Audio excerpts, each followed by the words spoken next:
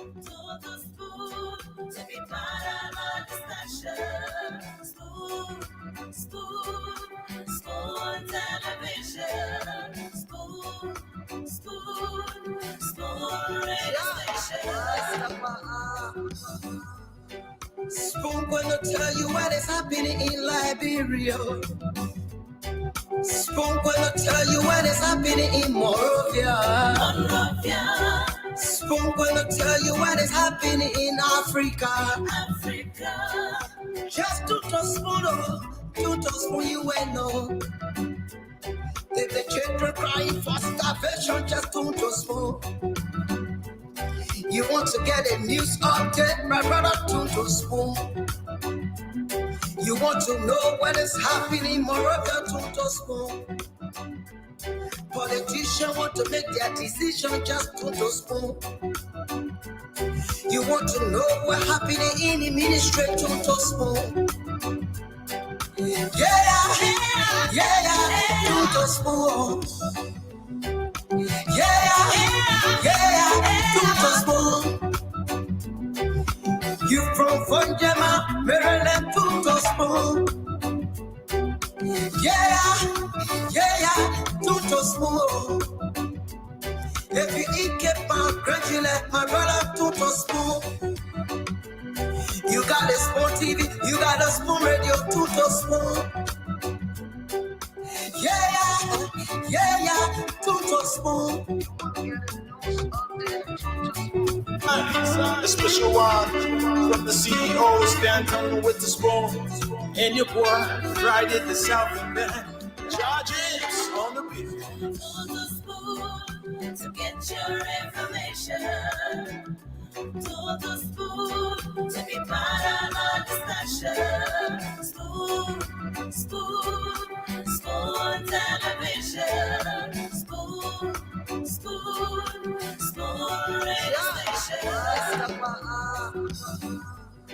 Spoon gonna tell you what is happening in Liberia.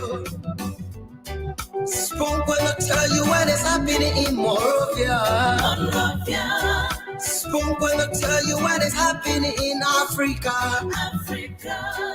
Just to spoon, you will know. If the children crying for stuff. Oh, stand coming with the spoon. And your boy, Friday the South Band. Charges on the beat. To the spoon to get your information. To the spoon to be part of our discussion. Spoon. Okay, welcome to the program, Spoon Talk. And it doesn't matter where you are. This is Liberia's best program. Let me say good evening from my end to Dr. Richardson. Hello, Byron. Hello, good day. How you doing? Well, I'm okay from my end. Tell God thank you. And how are you coming on? I'm good. The weather is getting better. We're getting more to spring weather over here compared to winter. But I don't want to speak too fast because who knows what's going to happen, It might just snow again. But everything is going well. How are you doing, James? Well, I'm okay. God money me. Everything here is still great. It's interesting. You said I was speaking to someone who's very close and dear to me, who is in Liberia right now, and I said, "How are you doing?" He said, "I'm okay." God money me like bro. I said, "You not Steve James?" I said, you not Steve James? James language, you're experiencing Liberia. He said, "God money me." Leo, welcome to the show. How are you doing? I know you've been traveling. Yeah, no, thank you. All the way, greetings from Dublin, Ireland. I'm doing very, very well. Everything's going good there. Like James Goodell would say, God money. Oh. I tell you. But we're really glad to have you with your busy traveling schedule. You're still making time to be here, to volunteer your time to be here at Spoon. It makes a difference to Liberians. So we have panelists going to be rolling in. Just want you to know we have an agenda for you today. We'll be discussing many topics. We'll try to get to them. If we don't get to them, we'll probably talk about it tomorrow. So, Byron, anything going on in the country that you want to update us on? Yeah, sorry. Um, you remember this lawyer, Councilor Nibuki? Uh, Yes. yes, Nibuski. yeah, Nibuski. Ubuzi one, Yeah, Ubudisi The one, name is hard. Budisi. Even me, I can pronounce it good.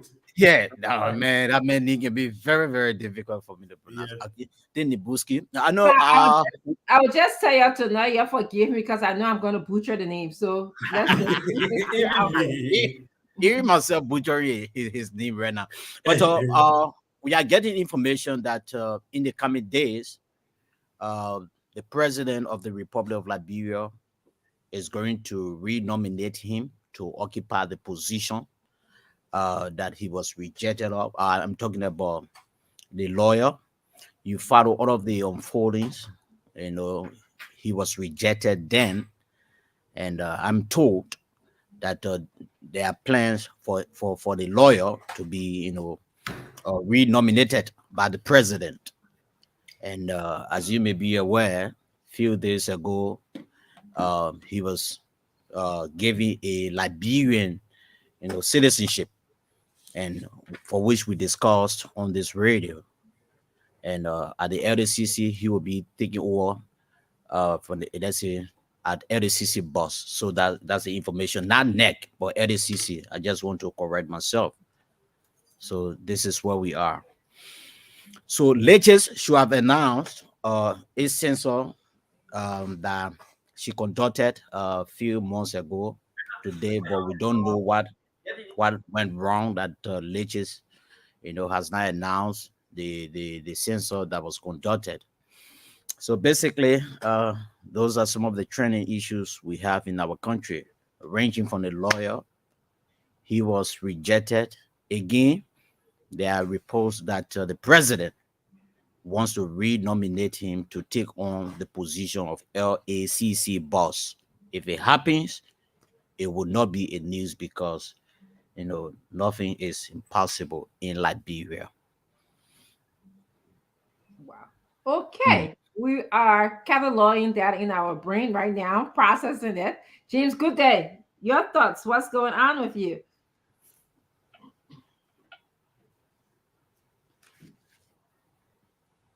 We can't hear you, James. Sorry. I'm okay.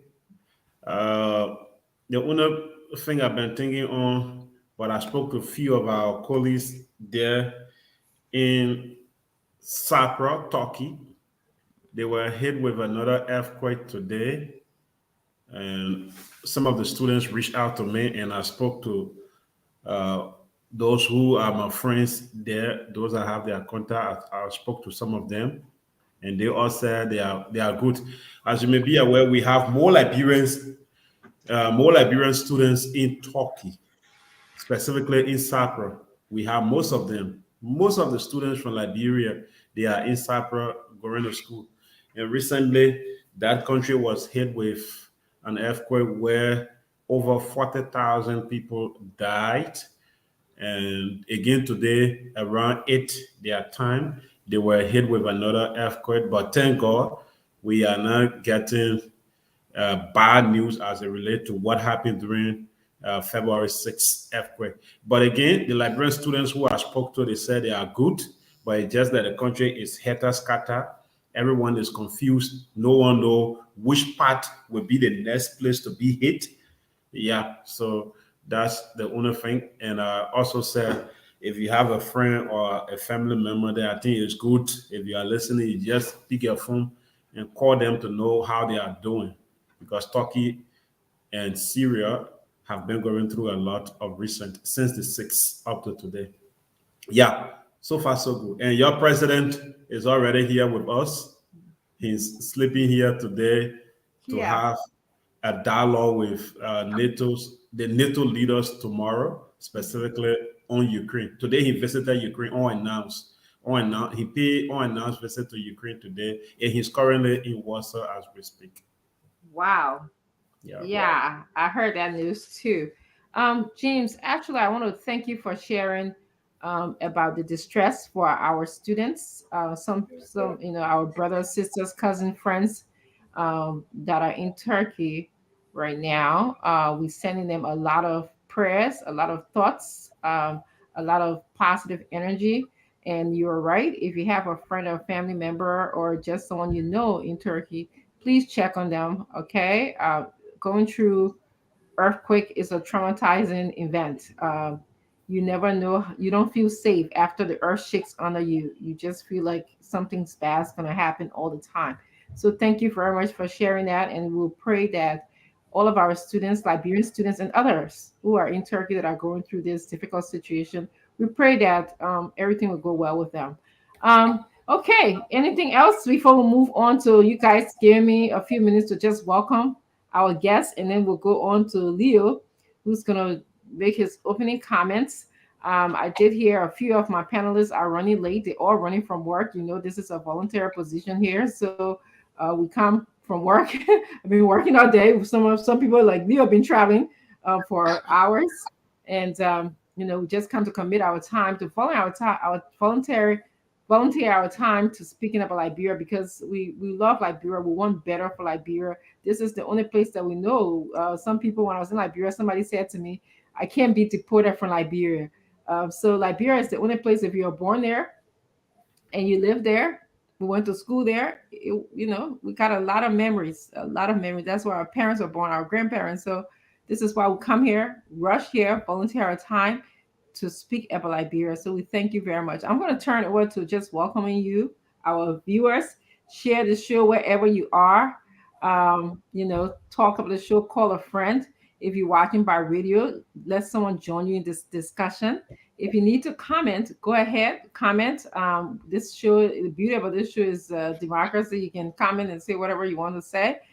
We beg that you don't insult us, but if you have to, that's the way that you know how to communicate.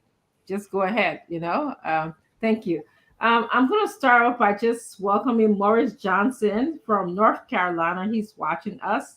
Renda Thomas, he's also watching.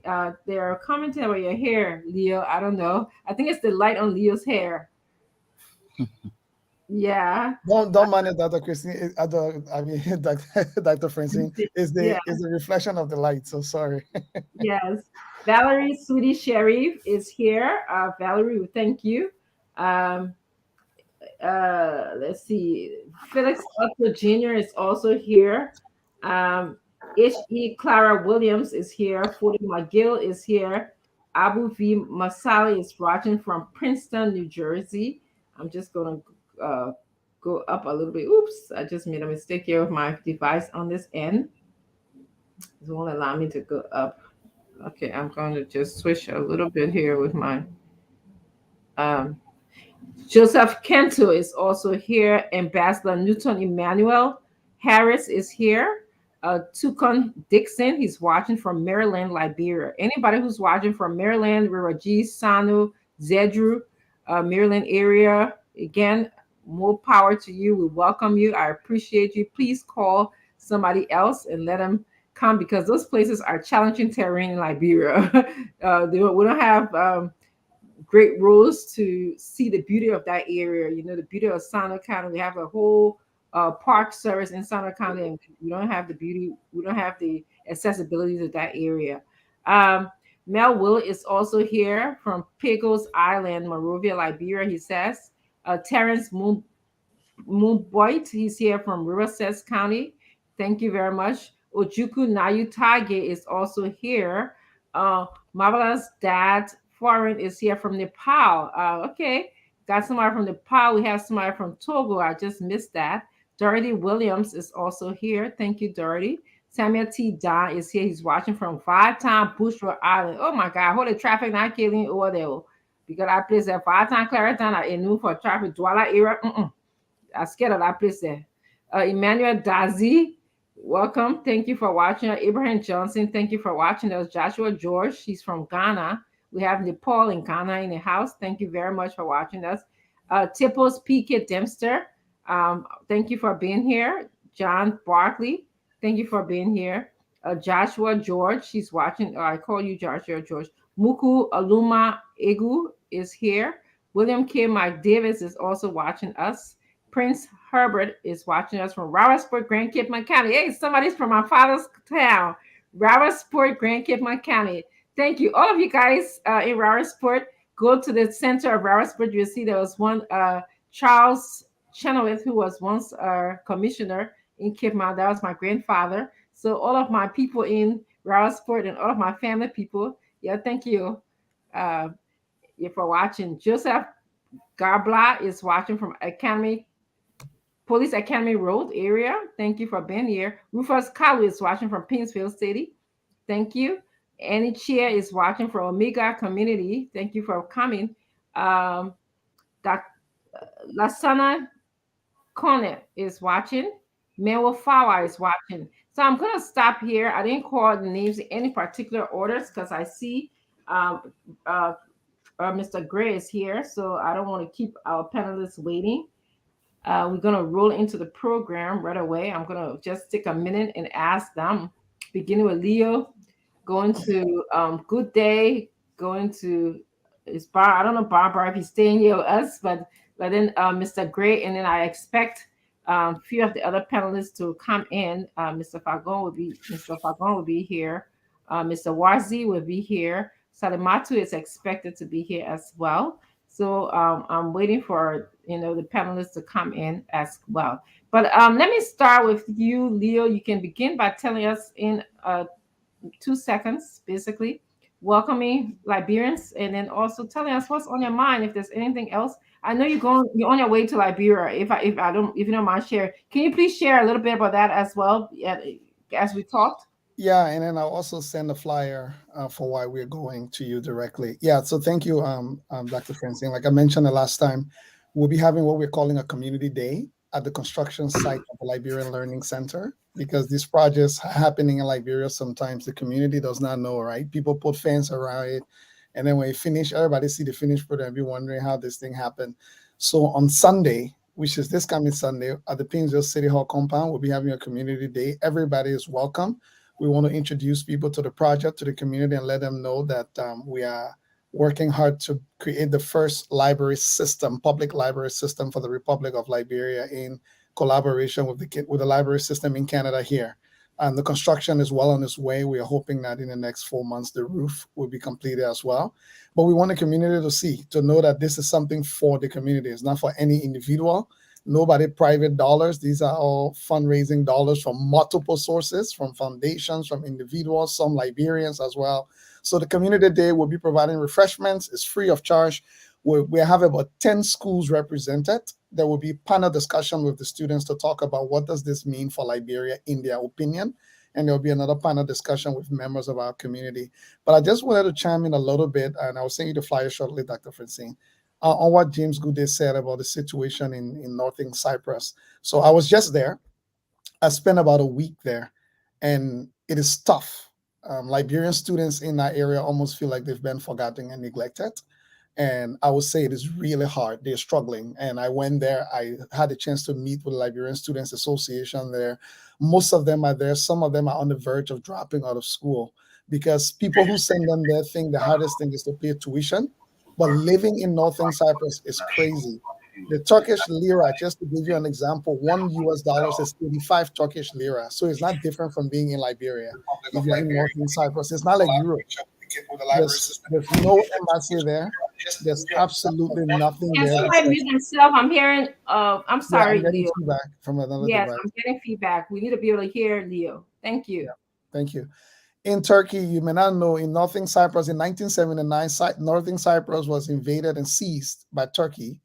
The UN decided to not recognize it. So as a result of that, there's no embassy there. You can't even find proper stores there. Most of the knockoff Chinese goods that are there. So life is extremely difficult. Cyprus is divided into two. The Greek side is like Europe. So they use euros and everything. But the north side, which is the Turkish side where Liberians are, is like an occupied territory. So because of that, the whole international community neglects it. No embassy, nothing there. So on Liberian students, that are those of you who got your relatives and families there, we also want to encourage the Liberian government to do some bilateral engagement with the government of Turkey, because Tanzania and other countries have done it, and their students are paying a very minimum fee because their government has engaged Turkey to see if there can be some bilateral arrangement to support their students. So I said, those of you who got family there, keep them in prayers. Reach out if you can support them, if you can help them. Things are really, really hard there. So I just wanted to make sure I kind of float that. You're muted, Dr. Francine. Okay, just quickly, any thoughts on Nwabuki, the news? I mean, again, this is Yeah, unconfirmed news. Let me just put it yeah. out there. Unconfirmed news says that Nwabuki, who claimed that he was a Liberian citizen in the past, and then Wamudiki. yes, what's his name? Tell me, Remy Gray. One Budike. So One Wamudiki. Wamudiki. Budike. Wamudike. Yeah. Wamudike. Wamudiki. Thank you, Wamudike. I'm not from any That's other, good.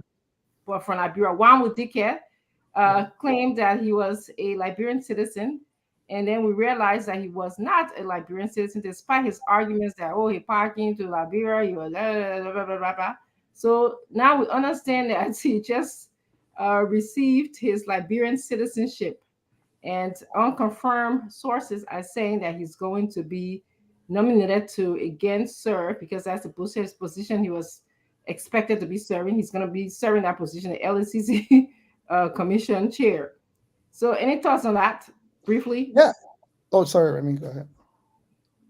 No, it's you. Oh yeah, no, thank you. So yes, I got some serious thoughts on that, and I made this argument a long time, Dr. Francine, about the craziness we are witnessing in the Liberian Constitution. So recently, a lot of people went after natural-born Liberians who hold other citizenships as a result of whatever situation they were in, and the dual citizenship law that has been passed has barred them from contesting or holding multiple senior government positions in Liberia, except that naturalized Liberian. So somebody who were born in Nigeria, Ghana, whatever, comes to Liberia and naturalized, the only office they can hold is a president. They can be anything else in the whole country, but you tell natural born Liberians. So I think for me, if this happens, this would be a message sent to Liberians in the diaspora who have come here and taking other citizenship, that your constitution and your government has legitimized you being a second-class citizen. Because if we could not do it for natural born Liberians in the diaspora, if we could not give them, we found all kinds of ways to put restrictions in the constitution. So it just clearly says, first of all, that who do we prioritize? And the person who was born in Banga, one mind pie, everybody stay in Banga. God bless them, came to America on the hustle and took American citizenship. We say women ban and they can't be national port NPA director, managing director, they can't be minister of finance, they can't hold any elected offices, they can't be vice president, they can't be president, they can't be senator, they can't be representative, right? No, but we say the Nigerian or the Ghanaian. And by the way, in Nigeria, a natural born Nigerian is always a natural born Nigerian. So by the way, when something happens and they leave and go back to Nigeria, there's nothing you can really do because they are a bona fide Nigerian citizen. Only in Liberia, we have decided that if we're going to go after our natural born citizens, then what does it say? That we are complacent. You saw how hard the legislature worked and other people worked to get dual citizenship bill passed with restrictions for Liberian citizens, natural born. But for naturalized, they can be anything. So technically, one Budike would be within his rights, to be honest. My only concern would be for his conduct. Is that the caliber of person we want to put at the integrated office of the country? Someone who was dishonest? Because if he's just receiving his Liberian citizenship, that means he lied to us under oath. If he's just receiving it now, that means he did not have it when he went to the Senate and claimed that he had Liberian citizenship. So where is the prosecution for lying on the oath to the Honorable Liberian Senate that he held and produced a passport? So was that passport fraudulent? The Liberian passport that he produced? Because if he did not have Liberian citizenship, then that was a fraudulent passport that was acquired if he's just getting it now. So I think there are many questions here to be answered, in my opinion, and I would like to hear some of these. But the greatest of all of them will be subjecting natural-born Liberians to being second-class citizens, but elevating naturalized Liberian to the status that you don't want natural-born Liberians to be, raises a lot of questions for me. Well said. Well said. Okay. So moving on to Conor Gray. Conor Gray, your thoughts? We go to 2 minutes for your opening comments. There are things that are on my mind, but let me while saying those two things, let me just brush on the on what Mr. Johnson said regarding Mr. Wamudiki. Unfortunately for us, we started law school in Liberia together, and I couldn't go and finish because of my own engagement with the Charles Taylor regime. So, but You see people in Liberia, you don't know who they are until something hit the fan, and then the backlash comes out. Firstly, in any functional society, someone like Wamudiki would prosecuted and deported after serving time for falsification.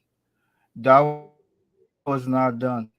And I see this as one of those steps of this government that the thing about it is he may enjoy that immunity under President Weir, but when we come back as a functional society, because what I see going on is our society is dysfunctional currently, so we cannot treat it as a normal society under the leadership of Mr. Weir. So when Liberia becomes functional again, people like Wamudiki could be the very first people that would be prosecuted and exiled to his natural born country, Nigeria. And that is not to say that because he has been granted citizenship under dubious means, we can honor that when we get into power. That said, I'm also concerned that Yami Igwese, the justice, I think in chamber, has lifted the ban that was placed, temporary ban that was placed um, on the Western cluster. So, which means he has given them the ability now to go and operate Mm-hmm. under the tutelage of the Indian firm that is running that Western. So that dashes the hope of Burmese citizens who are looking at changing this memorandum of understanding that firstly erase, I think about 14 plus $1 million, because the total was 23 point something $1 million, and the memorandum granted that they should only pay 10, and that 10 they divided it among those who are involved. But the idea that Yamik Bese will not listen to I mean, he had the case, but the fact that he could not incorporate the concerns of locals, and that is troubling as well in my own capacity. From what I've seen, these are the things that fuel disenchantment, people from being happy in their own natural homeland. And then I'm concerned again about the government moving. That tells me, in fact, that people listen to sometimes some of the issues we raised on these shows. We talk about the illegal mining activity that was going on in the southeast area, southeast Liberia, and government is finding active way, I understand, to evict those people that are there mining illegally. So those are the two things on my mind. Of course, we all watching the issue about womanhood, especially in South Sudan, which Yes. is very interesting. The fact that Liberia was recognized as one of, matter of fact, the speaker, the former John Garang, the rebel leader's wife, pointed to Liberia as us sharing the same history with them. We fought war, and Mm-hmm. now the focus is on lifting womanhood. I thought that was interesting that we don't value our own, so to speak, our own history, but other people cherish it so much, and that's something to watch for as well. Yes. And to add to that, Kona Gray, Sarah Bessler Yanti, Mhm. actually, who is in leadership at the United Nations, was very instrumental in planning that. And there were about 16, I believe, Liberian women, very um, impactful Liberian women attended that conference. So I want to say, not only do we not recognize our own history, but our women were well represented and and show in a powerful way, show Liberia up in a powerful way. So um, kudos to Liberian women, as I would say. I'm very proud of Sarah, and Madam Johnson was Ellen Johnson Sirleaf was there as well, the former president, I believe. Mrs. Bowie was also there, and Sarah others were there. So that's great, great. Thank you for saying that, Colin Gray. Okay. Yes. Great timing. Salamatu was just talking about. Actually, Colin Gray was just talking about. Liberian women being well represented in Sudan, and I'm sure your thing is Liberian women's thing. So you can. We're doing our opening. You can add that in your opening. Any other thing you care to add? Okay, so good afternoon, everybody. It's great to see everyone looking so fresh and clean. But yeah, it's Sorry, good exciting. day. I'm going to come to you next. Sorry. Go ahead. Okay, Sorry. no, it's exciting because we are about to enter Women's History Month, a Women's Month, including Women International Day on March 8th. So the entire month of March, we usually dedicate to highlighting the accomplishment of women in general. So anytime we have a Liberian girl, as I would say, whether you're a woman, but we call you a Liberian girl on the international map. It's a great thing. Sarah is she's such a trailblazer. I met her once or twice, and she's a daughter of Liberia who continues to make us proud.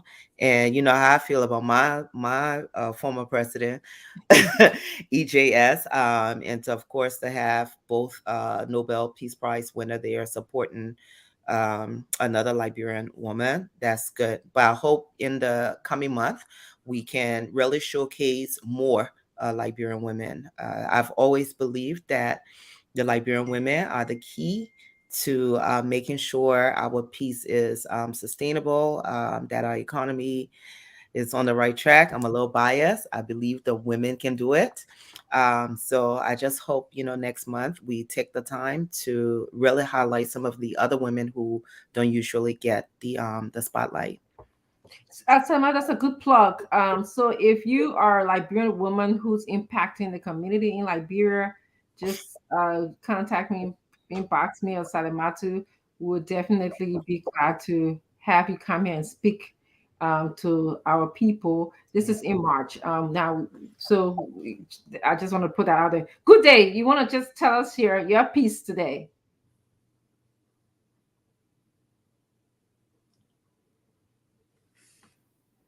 You're muted, Good day. You're muted. We can hear you. Yeah, I'm suspecting something on the show. I will be right back. I just Okay. experienced it. Okay, no worries. So yes, it's good to have everybody here. I'm expecting Mr. Falcon to roll in, but I believe he would just get caught on. I'm also expecting Mr. Wazi, who was here with us the last time, to also roll in. So on the agenda today is beginning with the World Bank Regional Vice President visited Liberia. Okay, and he actually wanted to see a speedy implementation of the bank's project in Liberia. And I understand the project that they have is the ELW road area there is not a many miles, but they've been kind of funding that project. And good, Mr. Fagon is here. And so they're kind of concerned. They have some concerns. I'm actually going to pause a little bit before we go into that topic. I just want to give, even though Mr. Fagon just showed up, I just want to give him 1 or 2 minutes to just do his opening remarks, and then we can just take our turn going with Leo to speak about what the World Bank Regional Bank advisor said, or presenter said, and then we'll go to Colin Gray, and then we'll go to Salamatu, and then we'll go to um, Mr. Fagon. Mr. Fagon, you want to give us 2 minutes of your opening thoughts? Thank you, Madam Feminist in Chief. For one of the great Salimatu, Leo, and E. Remy. My thoughts for today is some news I heard about the Great Alliance. And I am so excited and thrilled about what I heard. My thing may sound like rumors, but my rumors, when I bring it, is strong. Very, very strong. Because I can chase the rumors that this Great Alliance, there will be a declaration of intent that is expected to be signed shortly with several big political parties and several little ones joining them. The second thing I want to talk about, and I know you guys are on it already, is sometime last week I reminded you all that the first project we jumped on was the ERWA to Ray Light. Mm-hmm. And that road is where the Liberian sprinters they used to train from one end to the other end. And it took us 6 years. We still cannot even put the quarters there.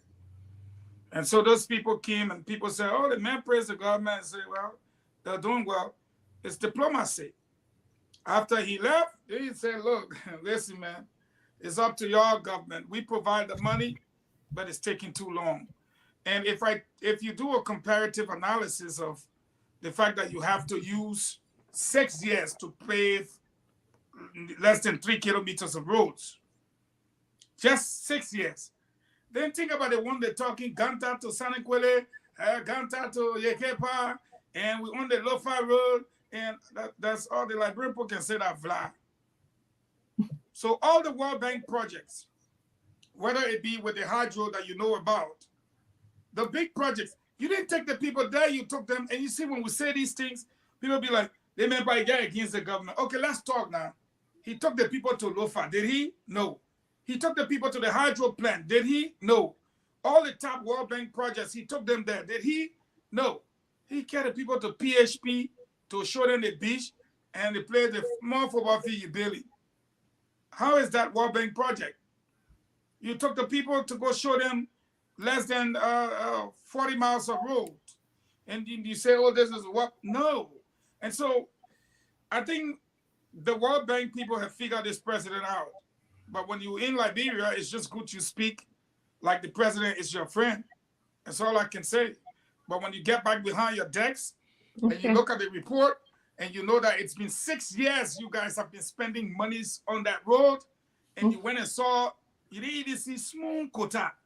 That's the mistake they can make. They should just, like a basketball and just say, we've started already paving the road. As you can see, the machines are nothing. The person that says, yeah, we've been paying a year. The quarter then said, you ain't finished it yet. Wow. You're asking us for more money. But anyway, I just thought to open up by saying Liberians will have to start thinking that you don't just say there's a project. If you can fix a small bedroom, don't ask for an apartment. Okay.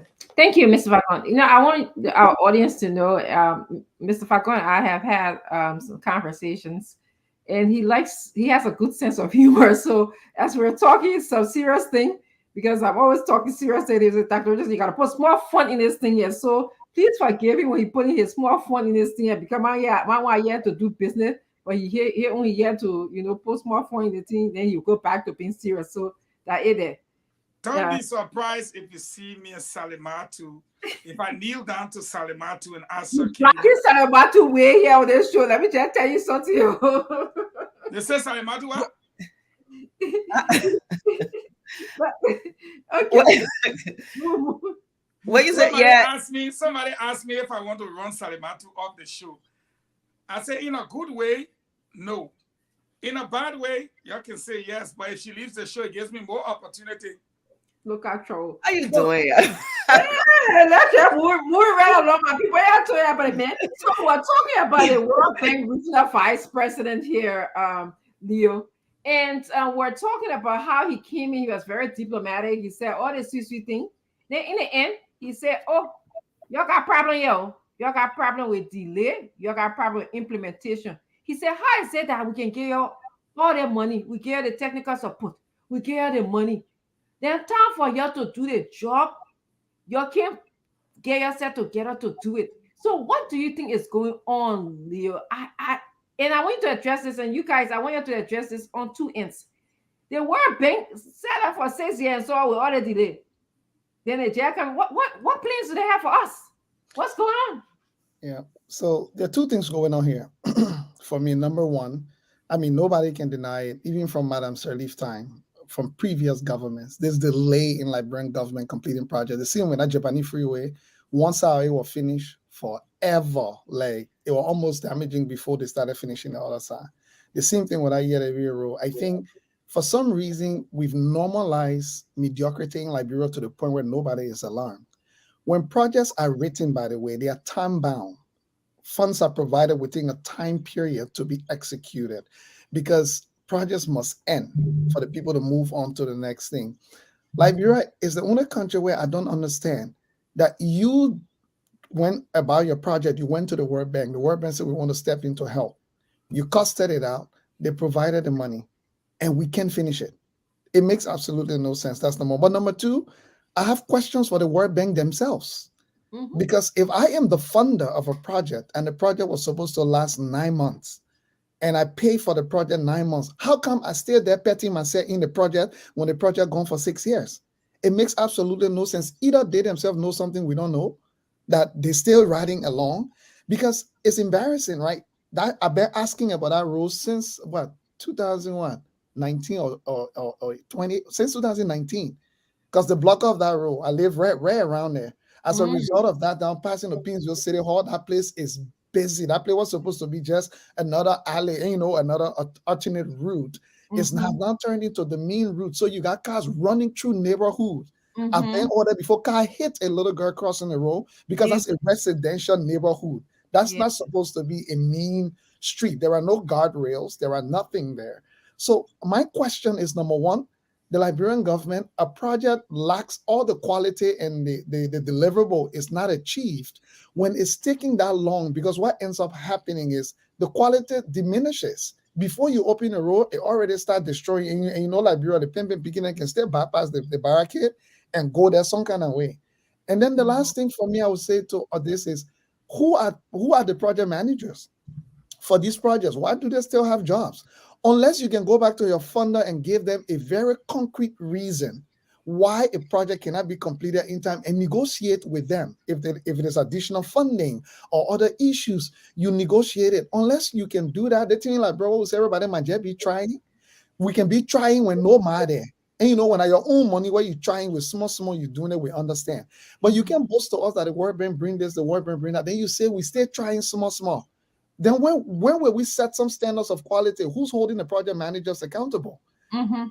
And don't get me wrong, these guys come, they look at it, you go by and telling us that the Liberian government must speed up. What do you mean the Liberian government must speed up?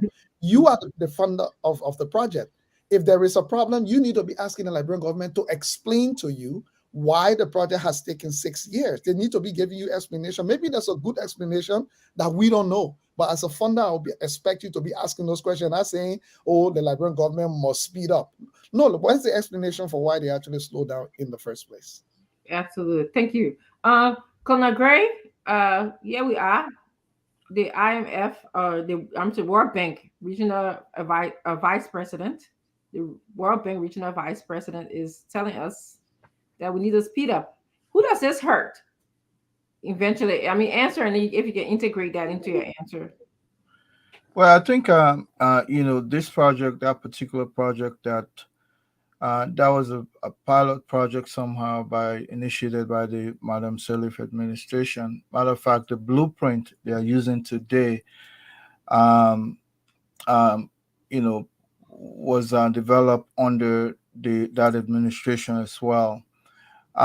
So initially, I would say they're not the parent of that project, but that project sits at the top of their propaganda agenda to enhance their looks come um, October. So as a result, they actually want to put their hands behind this project, but at the same time, it's extremely cost effective, and they've used up the money for that project.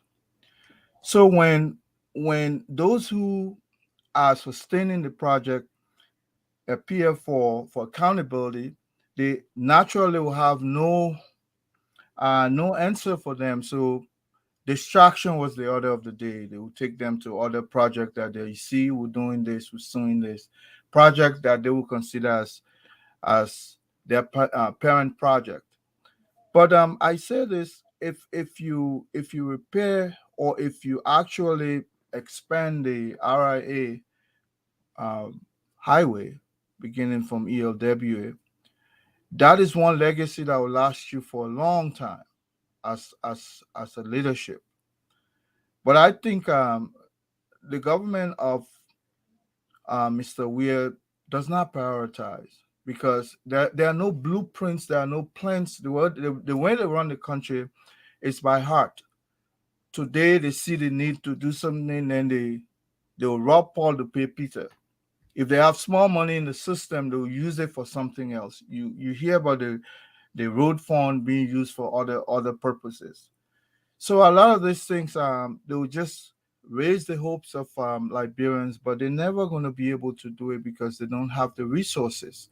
Resources not only in terms of money, but even the skill set. Now, if you overburden institutions or contractors like Chico, and then you're not paying them on other projects, definitely everything's going to be on hold, and that's a safety hazard as well. If you go into Liberia coming out of the airport, my sister, you'll be so scared when you get in some of these regions where these roads are being constructed, because it's completely a death trap. And so they're endangering us as a people. They're endangering people who are coming to visit us. So as a result, they're doing everything within their reach to keep people away from Liberia. But why do I say so? Even the president is angry at the pace of the information ministry. You know, Fangon is no longer there that used to make blue appear white. So I'm taking no shot at him. I'm taking One more minute, Yeah, Colonel but Gray. that was his role. He was a spin master. The president held something in Farmington Hotel the other day. Say, man, you guys are not doing a good job for us. I know those kinds of things can make Fangon say, you see, I was a valuable part of the team, but you got rid of me. So now you feel the weight. But I'll stop there to say, it's pathetic that we have a government who is not even responsive to the needs of Liberian, and they still want to ask for a second term. Great. So definitely, Salamatu, you can expand on what Colonel Gray is saying. This does not only hurt uh, the donors community, like the World Bank, it hurts us Liberians in terms of safety, in terms of infrastructure. So, Salamatu, please speak onto that. And not to really repeat what Leo and Colonel Gray said, but they're absolutely right. One, the accountability on the World Bank side.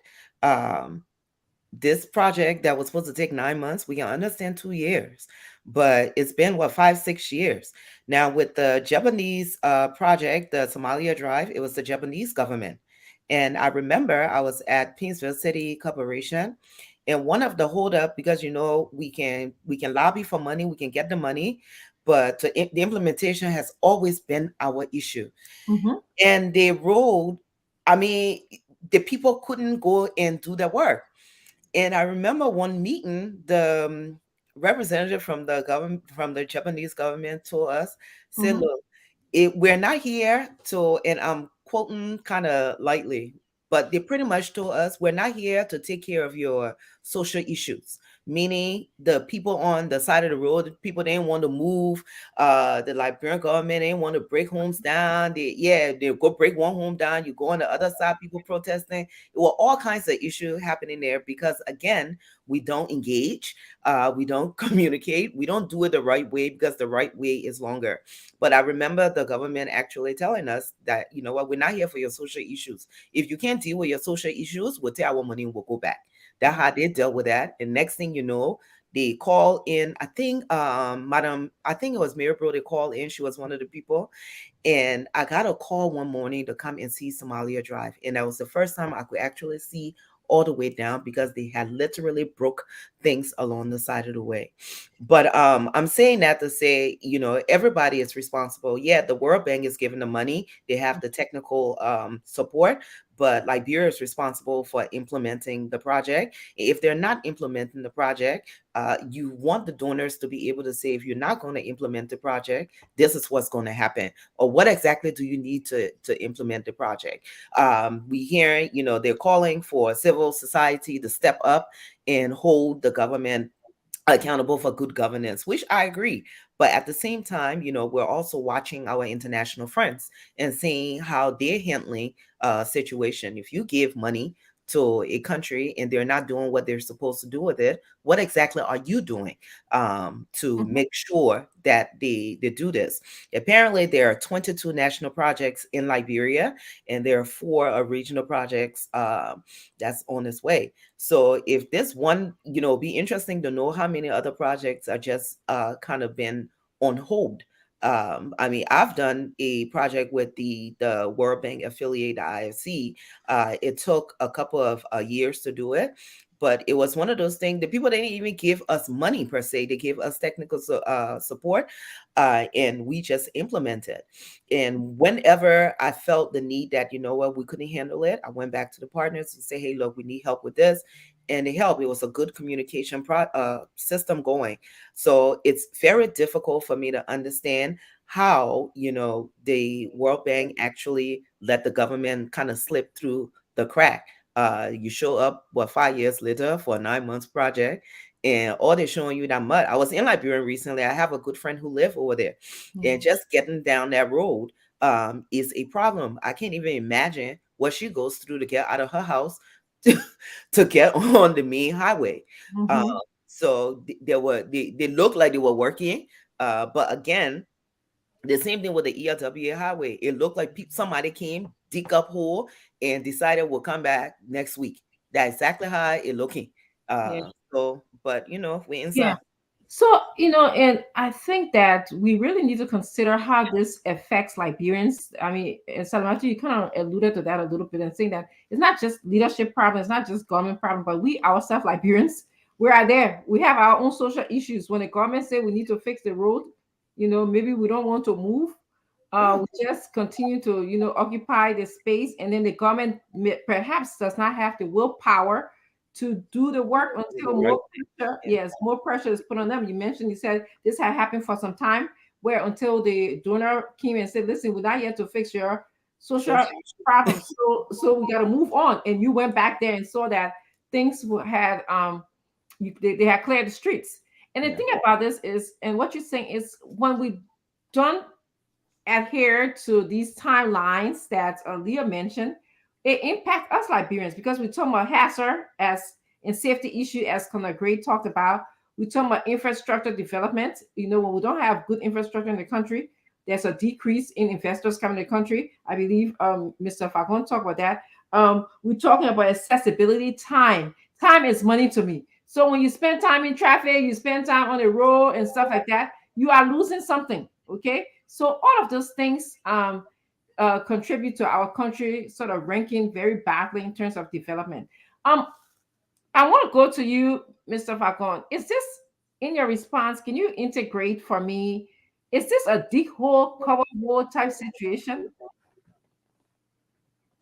Well, thank you. If you notice, I send you 2 of my little things from my piggy bank. Okay. And the first one I sent you was on September 27th, 2017, when the House of Representatives passed into law a financing agreement for that road. Mind you, that road is supposed to link Monrovia with Guinea. It's a 253 kilometers of roads. And so Liberia was supposed to contribute 40 point something million dollars. Let me see if I can find it. Yeah, 40 million. And they had passed into law this financing agreement. So what went wrong? Here comes my friend from the Grey Bush. They came with me from the Grey Bush, because I can say from the Bonji. We came into town. The road that was supposed to be paved should have been 4 kilometers. Was Ellen allowed to do a third term, it would have been 4 kilometers, as I sent you. But then what happened? My friend from the Bonji King in town, they increased it to 6.1 kilometers at the cost of $10 million, which means that 1 kilometer of road from ERWA to Red Light is pretty much over 1 million. Now, if you're supposed to do 253 kilometers of roads estimated at 314.4 million straight to the Guinea border. Please tell me, 6 years, you're giving people 11 million to go bring rice that we never saw. And when the rice came, they sold it to us for 30 million. But the 4 kilometers of roads that you were supposed to pave, as I sent you, right? You wind up making a 6.1 kilometer road, and then you end up paving it for how much? 10 million. But for the 6 years you've been doing it, up to now, you're feeling a quarter than yet. And these are the things people can want to insult us about. And I took 2 of the research work, went from Observer's newspaper, 27th of September 2017, and our own Liberian news agency wrote on this thing. So the issue there sometimes, the people on the side of the road or whatever you want to say, they should have been given up to 100 million in compensation and all that kind of thing, all the way going to the border. Fair game. The World Bank, the World Bank was supposed to contribute more than 50%. That was the agreement. So what happened along the way? Here you have our friends giving people 11 million to bring rice that we never saw.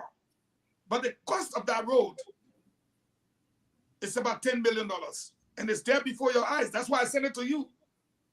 For 6 years. Yeah. And if you ask them now, you call them to the Senate and say, how much have you spent on the road so far? You will see that we could pay for Monrovia to Bomi with the money they spend. I think this government decided to take the Liberian people for a ride. And I'm not speaking because I'm out.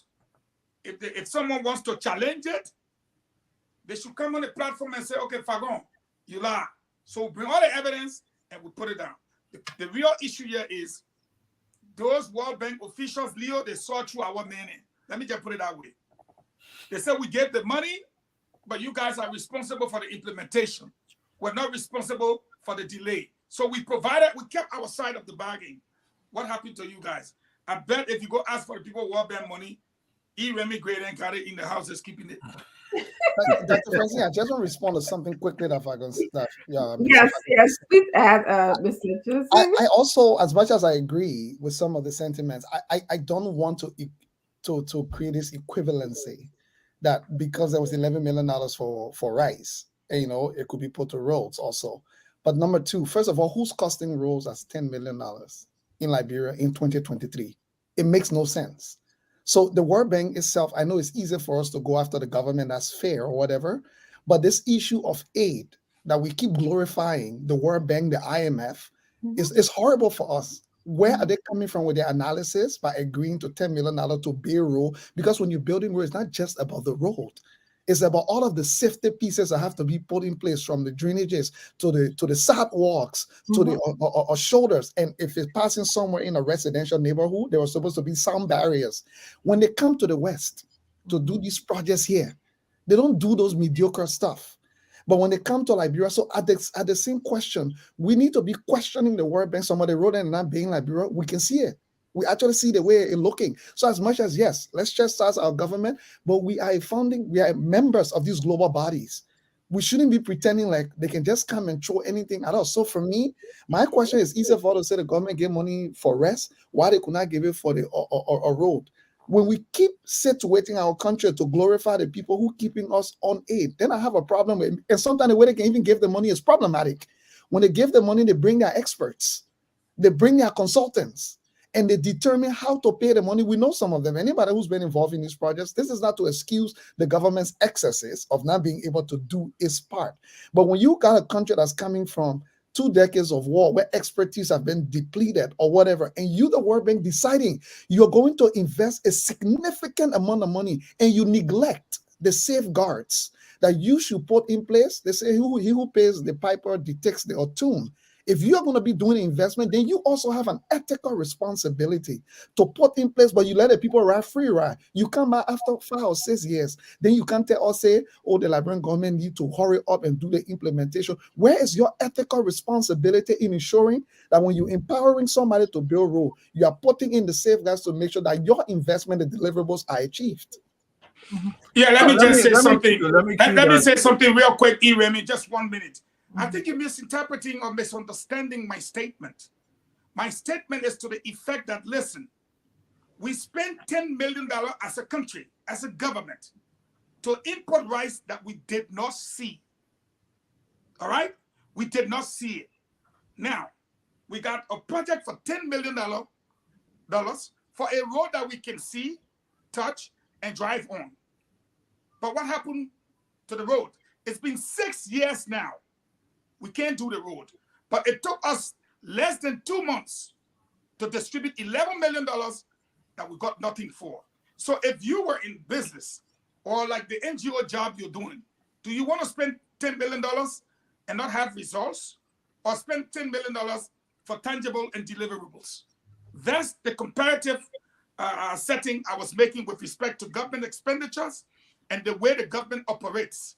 Now, with respect to the 10 million, the World Bank was supposed to contribute 157.7 million.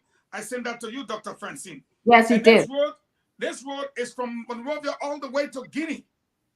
Okay? So why are we taking 11 million, blowing it up, taking $30 million, giving it to WFP without accountability, eating Lima people, the simply the road going, 7.5 million, misusing Bomi County people, 5 million, and taking 6 years to construct a drainage. And that's what I was saying, my dear brother. We cannot, while it's true, I agree with you, we cannot be running behind these people for mediocrity and at the same time not holding them accountable for the decisions they take. We also need to look at ourselves. You got $100, you go to the nightclub, you blow it up the next day, then you ask Dr. Francine, why you got your heart to eat? That's what we're doing.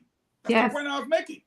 Yes, and I think and maybe final thoughts on this, and my final thoughts, and you guys can add on to this for 1 or 2 minutes before we move on to the next topic. If we don't love our own country as Liberians, if our leadership don't show the willpower to build these rules for us, why should we expect World Bank employees to care about our roads? This is why they will wait until 5 years later for them to come. The World Bank is also a business. Okay, that's what we forget to take into consideration here. We have to care first, and so we have to be able to say, this is what we need, this is what we want, and this is what we need you guys to do in terms of fixing the road. But if we don't do that, in a way, they would just kind of do whatever they want to do and come back 5 years later and say this is not correct, and it's not fair to us, and it's not fair, in a way, it's not fair to the people of Liberia. Yes. Let's go back to Salamatu. Kind of great. Let's go kind of green and come to Salamatu. Yes, go ahead. I think you can see that the show is being hacked, but that's okay. What I wanted to say is that the World Bank or the IMF are not institutions that just come into your land and say, this is what should happen and this is what we're going to give you. I think you develop a proposal. You develop a proposal, and within that proposal, in the case of this road, eminent domain was factored into some of the project and the allotment that will be made. So then the way it's done, if you determine that you will need about $20 million to create the access for the road by evicting people, by raking down their homes and stuff, you pay them for relocation and all that stuff.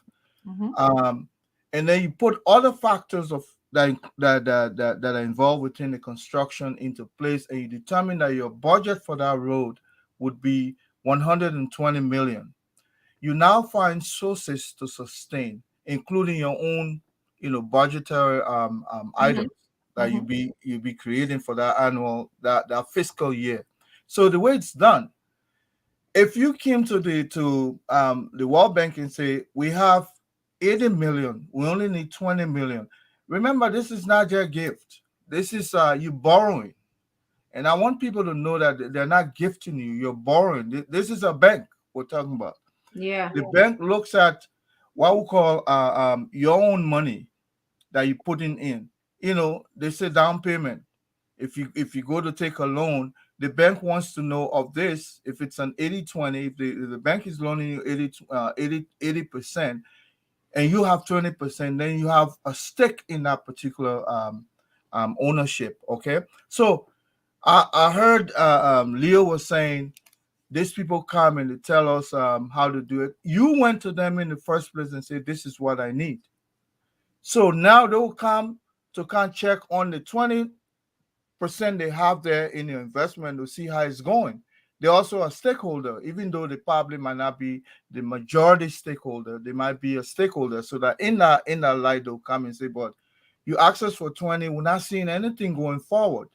Now, don't come back to us until you take care of this." I mean, they have the right to say that, but I don't think they are dictating to the Liberian, government on how to run their project, but rather they're going by what they told them. That promise that they made, that we have this and want to move forward with this road, we need this, and they give it to them, and they give them a timetable. If they are not kept those promises, the people have the right to come back and say, "Oh, you're not going as scheduled." So Yeah. why are they not doing anything about it? Where's the ethical responsibility? No, but let me come in. And I was gonna say just pretty much what Colonel Gray said. You know, these people have the money. That said they have the money and they have the technical support to provide us. We write our stuff. We decided to go to them and ask them for the money. They take the money, they give it to us. Their responsibility is to come and check. And you are right, Leo. Why has it taken 5 years? 5 years. I That's think my that's point. one of the major issues. Yeah, Why it's has too it long. taken 5 years for them to come and do the check and balance? Yeah, we agree that the Liberian people are supposed to speak out, but I think a lot of Liberians didn't even know the time frame or There's no anything. information anywhere. Our government don't talk to us. They This can cut is us. this is this is why we're here. I'm glad we're having Yeah, this shit. exactly. Yeah, they don't tell us, and The because they government don't cut tell a us, speech from you, and that's it. yeah, they cut our speech. So I think I really enjoyed listening to both the two Leo and Colonel Gray, because it's very educational for people to understand that, okay, this is what the World Bank, this is their role in this. This is the government role in this. But nevertheless, as Leo said, there's still a responsibility by the World Bank to at least, why has it taken 5 years? Even though you're not the implementing partner, but why has it taken 5 years? Because obviously you have a problem with the project, and how it's going slow. Because you said it, you may not have said it, in front of the president, but you said it after you left the president, that you had a problem with the progress of the of the road. But why didn't you speak out? We all of us have friends here that work for the World Bank, that work on projects. Liberia, I think we all have access. It would be nice to talk to someone who is within, and I can recommend somebody within that system, to just ask, why, is this the norm? Do they take this long to follow up on projects? We as civil society per se, we are also calling on the World Bank to say, you know what, we're not we're not talk to the government for what we know. They're not listening to us. We need you to help us out too now. Yeah, we need you to do some of your part to help us out, to put their feet to the fire. We asking you to do it. Obviously, this is part of your job, to come see how your money is been spent. So now we need you to actually say something out loud, and not wait 5 years to do it. We got our election time. And again, we're going to see machines moving, whether they will finish the project or not. We're going to see a lot of machines moving. So you, Dr. Richardson, you're talking about safety. I tell the Liberian people, you be very careful. There will be plenty of machines just moving around. Whether they paving road, they're dumping dike, they're putting rocks there. You just better be very, very careful, because things are about to move in Liberia. I imagine they call it political room out there. That's why I land out there. So, I want us to not just come and talk about problems on this show, just one or two sentences to say, what can we do now? So, you said something, the civil society can do something. They can raise alarm. They can write, World Bank and say, what are you doing? Leah, you also said, the international bodies or even the opposition should be stepping up. You often said the opposition, we shouldn't just blame the people in power, the opposition, even though I kind of defer with you a little bit on that, but okay. But again, in you guys, in one or two statements, because I beg you, 30 seconds each, because I got to move on. Yeah, I would just say, we should focus here. Yeah, so just Eugene first. Why don't you go ahead? Let's go to Yeah, you Okay. said you can Yeah. go ahead. Okay. So just very quickly, the first thing I think the civil society and Liberians, we should stop, and even the legislature, we should, and the opposition should start pushing our government to stop receiving aid money in its current form. Let me tell you what serious countries do. Serious countries establish an agenda because governments are here to stay, whether you like it or not. When international aid donors come and can say we want Bay Road, they say no. Road is not part of the agenda. The current agenda is electricity and education. They forced the aid people to fit themselves within that agenda. But the problem with guy in Liberia, we say the agenda that obey rules, right? The international aid people kind of say they want to be orphanages. We say, oh yeah, go ahead, say you're helping you get help on. It also the agenda. So I think civil society, instead of writing the UN and all those world bodies, let's start piling the pressure so our government can unfold an agenda by which aid money can be channeled to contribute to the agenda and not random individual projects that international aid agencies want to take on. Thank you. Thank you. In a few minutes, Connor Gray, any solution you want to give other than what Leo said? Well, I think government should begin to learn to prioritize. If you don't prioritize, we all have so many problems in life. But you know, there's a system called opportunity cost. You want to be able to factor what's most important to you. For instance, um, if you have to go play soccer tomorrow, and then you don't have the resources, meaning the body can sustain it, you eat, you build yourself, you train. You understand? So this government, in my opinion, is not prioritizing at all. They are living by the day, and in my opinion, you don't run a country that way. You don't live by the day. There's blueprint, there's 3 years plan, 5 years plan, 10 years plan, and so on and so forth. We've heard about Vision 2020, Vision 2024, Vision 2035, and so on. These visions are where you incorporate your most pressing needs going forward. But because this government, number one, like I said the other day, the proper agenda is just building dust somewhere. They're not even looking at it anymore. They're just going by the day. Now it's election time, as Salamadi would say. It's time for them to put hands behind sensitive issue. I want to tell you that the RIA road is not a priority right now for Mr. Weir. What Mr. Weir is looking at communication, you understand, how to make small things appear big like they're working. And we as a society, we should not recuse this idea of pressurizing government only to political party. Okay. And we talk about ACLU in this country, the American Civil Liberty. We have the Lawyers Association in Liberia, or the Legal Association in Liberia. They are not doing. I've not even heard them. This Okay. is where I will falter. One I mean, of the them. only powerful group that your political party in Liberia, a powerful group, then what we're holding them for. Okay. Okay, Mr. Fagon, any solution to this problem here? Do we hold the government feet to the fire? Do we hold the citizens feet to the fire? Do we hold the World Bank feet to the fire? I mean, or all of the above. What are your thoughts? Well, you cannot sew one suit for all of the problems we have. So I'll limit my solution to the 4 kilometers full lane ELWA to red light road. Whenever you initiate a project, it's the appropriate thing to do is to have an MME in place where you are managing, monitoring, and evaluating the project at the same time. But y'all go build a road. Yeah, y'all gonna feed that poor, y'all gotta rap, y'all gonna eat. How much money that's that? The kind of life we live in now. 5 years on the road.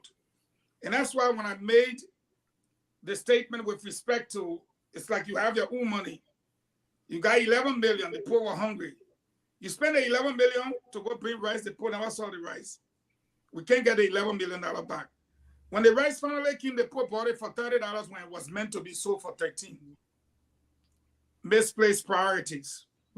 You don't have any management, monitoring, or evaluation teams in place for anything you do. Everything is just loose. So when it comes to that road in particular, you guys were right. Yeah, we can go take Swish flog the World Bank all we want to, but guess what? It's our roads. And you know who gets to pay the money back? Our children gets to pay the money back. So, and you know, the longer it stay when you take a loan, right? The longer it stay, the more the interest what? Accrues. So yes. They both people call it compounding interest. yes. Me, I call it Gary interest because when you soak in Gary, you give it to sit down, it can be swelling, it can be rising. Yeah. Gary interest. But again, I close by saying on this particular subject matter, President Weah came with a PAPD. And he told us exactly what he would do in 6 years. I will share that with you here in a minute from his own mouth. And at the end of the day, to see a 4-kilometer road, come on now. We're not talking about from Monrovia to Bomi or Clay or from Pinsville to Marshall or RRA. Just 4 kilometers.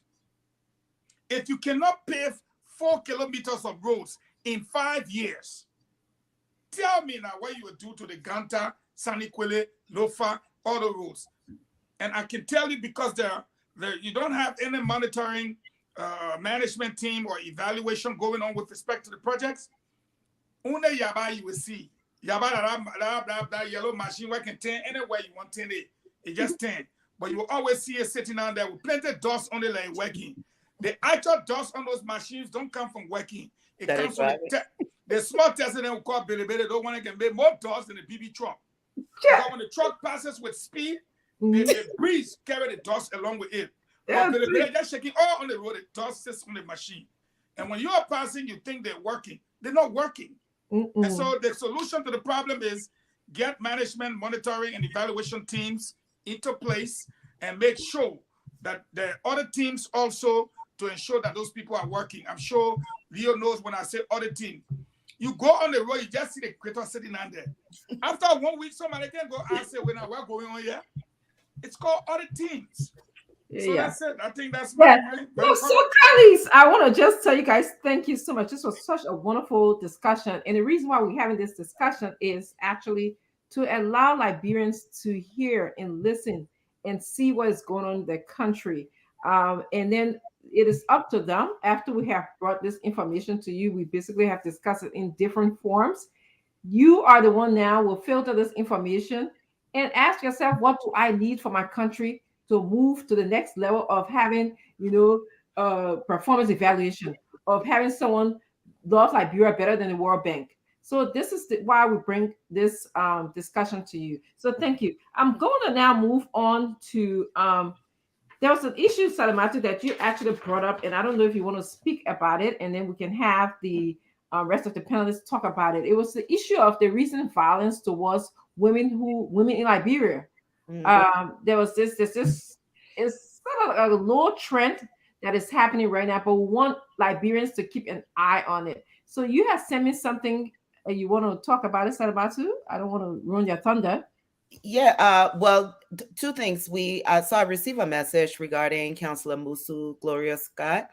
Her house had been broken into twice last week. And the second thing, then we saw a post from Charlene Brumskin. She's running in Bassa for representative. Another CDC candidate allegedly had threatened her. And she did report the situation to the police. But, she had this long post on. And my first thought was, here we go again. I remember the last election, the women were under attack for running for political office. And it was usually the women who were oppositions who were under attack. We saw it with Cornelia. We saw it with Telia. We saw it with, Cornelia? Madame Boto. Yeah. And Madame Boto's story is so chilling when you hear her tell the story of how she even got from where she was to Monrovia, because I remember I was in the state at that time, was visiting in America, and we got a alert that this woman was under attack, and we literally pulled together and the women who were on the ground went and got her. But I had an opportunity to speak with her when it happened, after it happened, and just listen to her story of how, she was actually winning, and people like literally attack the women, because women, when women support women, we can go out and vote for, we can go out and vote. When we decide among ourselves, we can show up.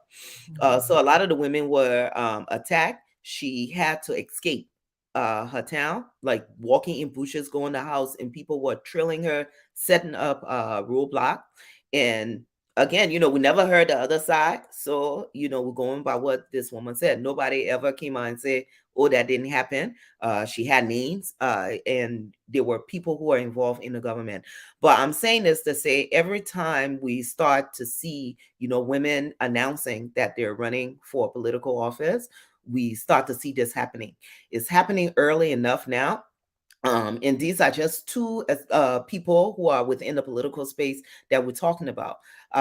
We've seen where, when they attacked Telia, when she ran, it wasn't just Telia they attacked the women who were in the district, stoning them, that they literally had to run out. And I'm not saying that we sat with these women and they expressed themselves, okay? So we're saying this to let the Liberian people know, the election field is for everybody. We want women participation. We fought too hard to have peace and stability. Leave the women alone. Argue with them on your platform. Argue with them based on why they're running, but leave the women alone. Let them run. And I'm sure as we get closer to elections, we're going to see more of this. I pray that we do not, but I can almost guarantee you towards election, we're going to see more of this. You muted, Dr. Francine. You're on mute. I was going to say thank you, Salamatu, for bringing that story to us. But Leo, I want you to add to that, and as well as Colonel Gray and Minister Falcon here, the impact of this kind of bullying and violence towards women in our country, and also how it may affect our democracy. So if you can just kind of share one or two words, and then lastly, we're going to move on to our last comment that Mr. Falcon is going to take the lead on this. Yeah. It is really sad, Dr. Richardson, and I'm going to say things that maybe some people may not be comfortable with. My first challenge with this issue of harassing women or abusing them or targeting them directly in Liberia, we need to be very careful, because we can have a different approach when it's high-profile women and have a different approach when it's not high-profile women. By the way, I empathize. Prayers out for former Chief Justice Gloria Mususka and the other person that was involved in the recent targeting that we've seen, actually. Prayers out for them. But Dr. Francine, just not 2 years ago, Nat Badge's daughter got raped involving the Liberian embassy in Nigeria. Correct. What happened with that? Where is the advocacy for that? Nat Badge was almost left alone. It was on the Spoon Talk that he had to come before anybody even paid him mind. And even at that, not much was done, even from civil society, not just from the government side alone. Few years ago, 2017, a representative impregnated a 13-year-old lady in Grand Gila County. Yep. They swept that under the carpet. Mm-hmm. Most of our people in authority today are the greatest abusers of women in the country, whether beating their small girlfriend or dragging them. Nothing comes of it. So where is the fury? And I keep saying this, the issue of women abuse and targeting in Liberia is getting to a serious stage. It's deadly. It's no joke. I don't even want us to minimize it to just political, women running for political office. No, it's been normalized that it is okay that we can target women. And this is where I want to challenge activists that are involved, because if we say the government has failed, then we can say in the same breath that, we'll wait for the government got to go investigate. We got to decide. If we think the government has the capacity to, great. But if we're going to mount activism, my people, it can't just be, whenever we feel the hot button is hot enough. We all need to find a way. And by the way, this is not just a women's issue. Where are the men? Mm-hmm. Where are the voices of men? This is not just a women issue. It's our sisters. It's our daughters. It's our mothers that are being abused. Shame on The women movement has only been women. It's a shame because where are the men that are supposed to be standing up to this menace in our society when it happened where we're only expecting that only women supposed to come out and talk about it because of women abuse? Up to now, I haven't heard the opposition political leaders. I haven't heard the government. I haven't heard the clergy. Everybody has been mute. Not Badger's daughter was raped in the library. It was a hype. Nobody spoke of it or any of the quarter, not opposition, not the clergy, not none of them that I heard in a prominent way. There's the representative that raped and impregnated a 13-year-old lady in Richard. Grand. It all got silent. So the silence of those who should be speaking is deafening.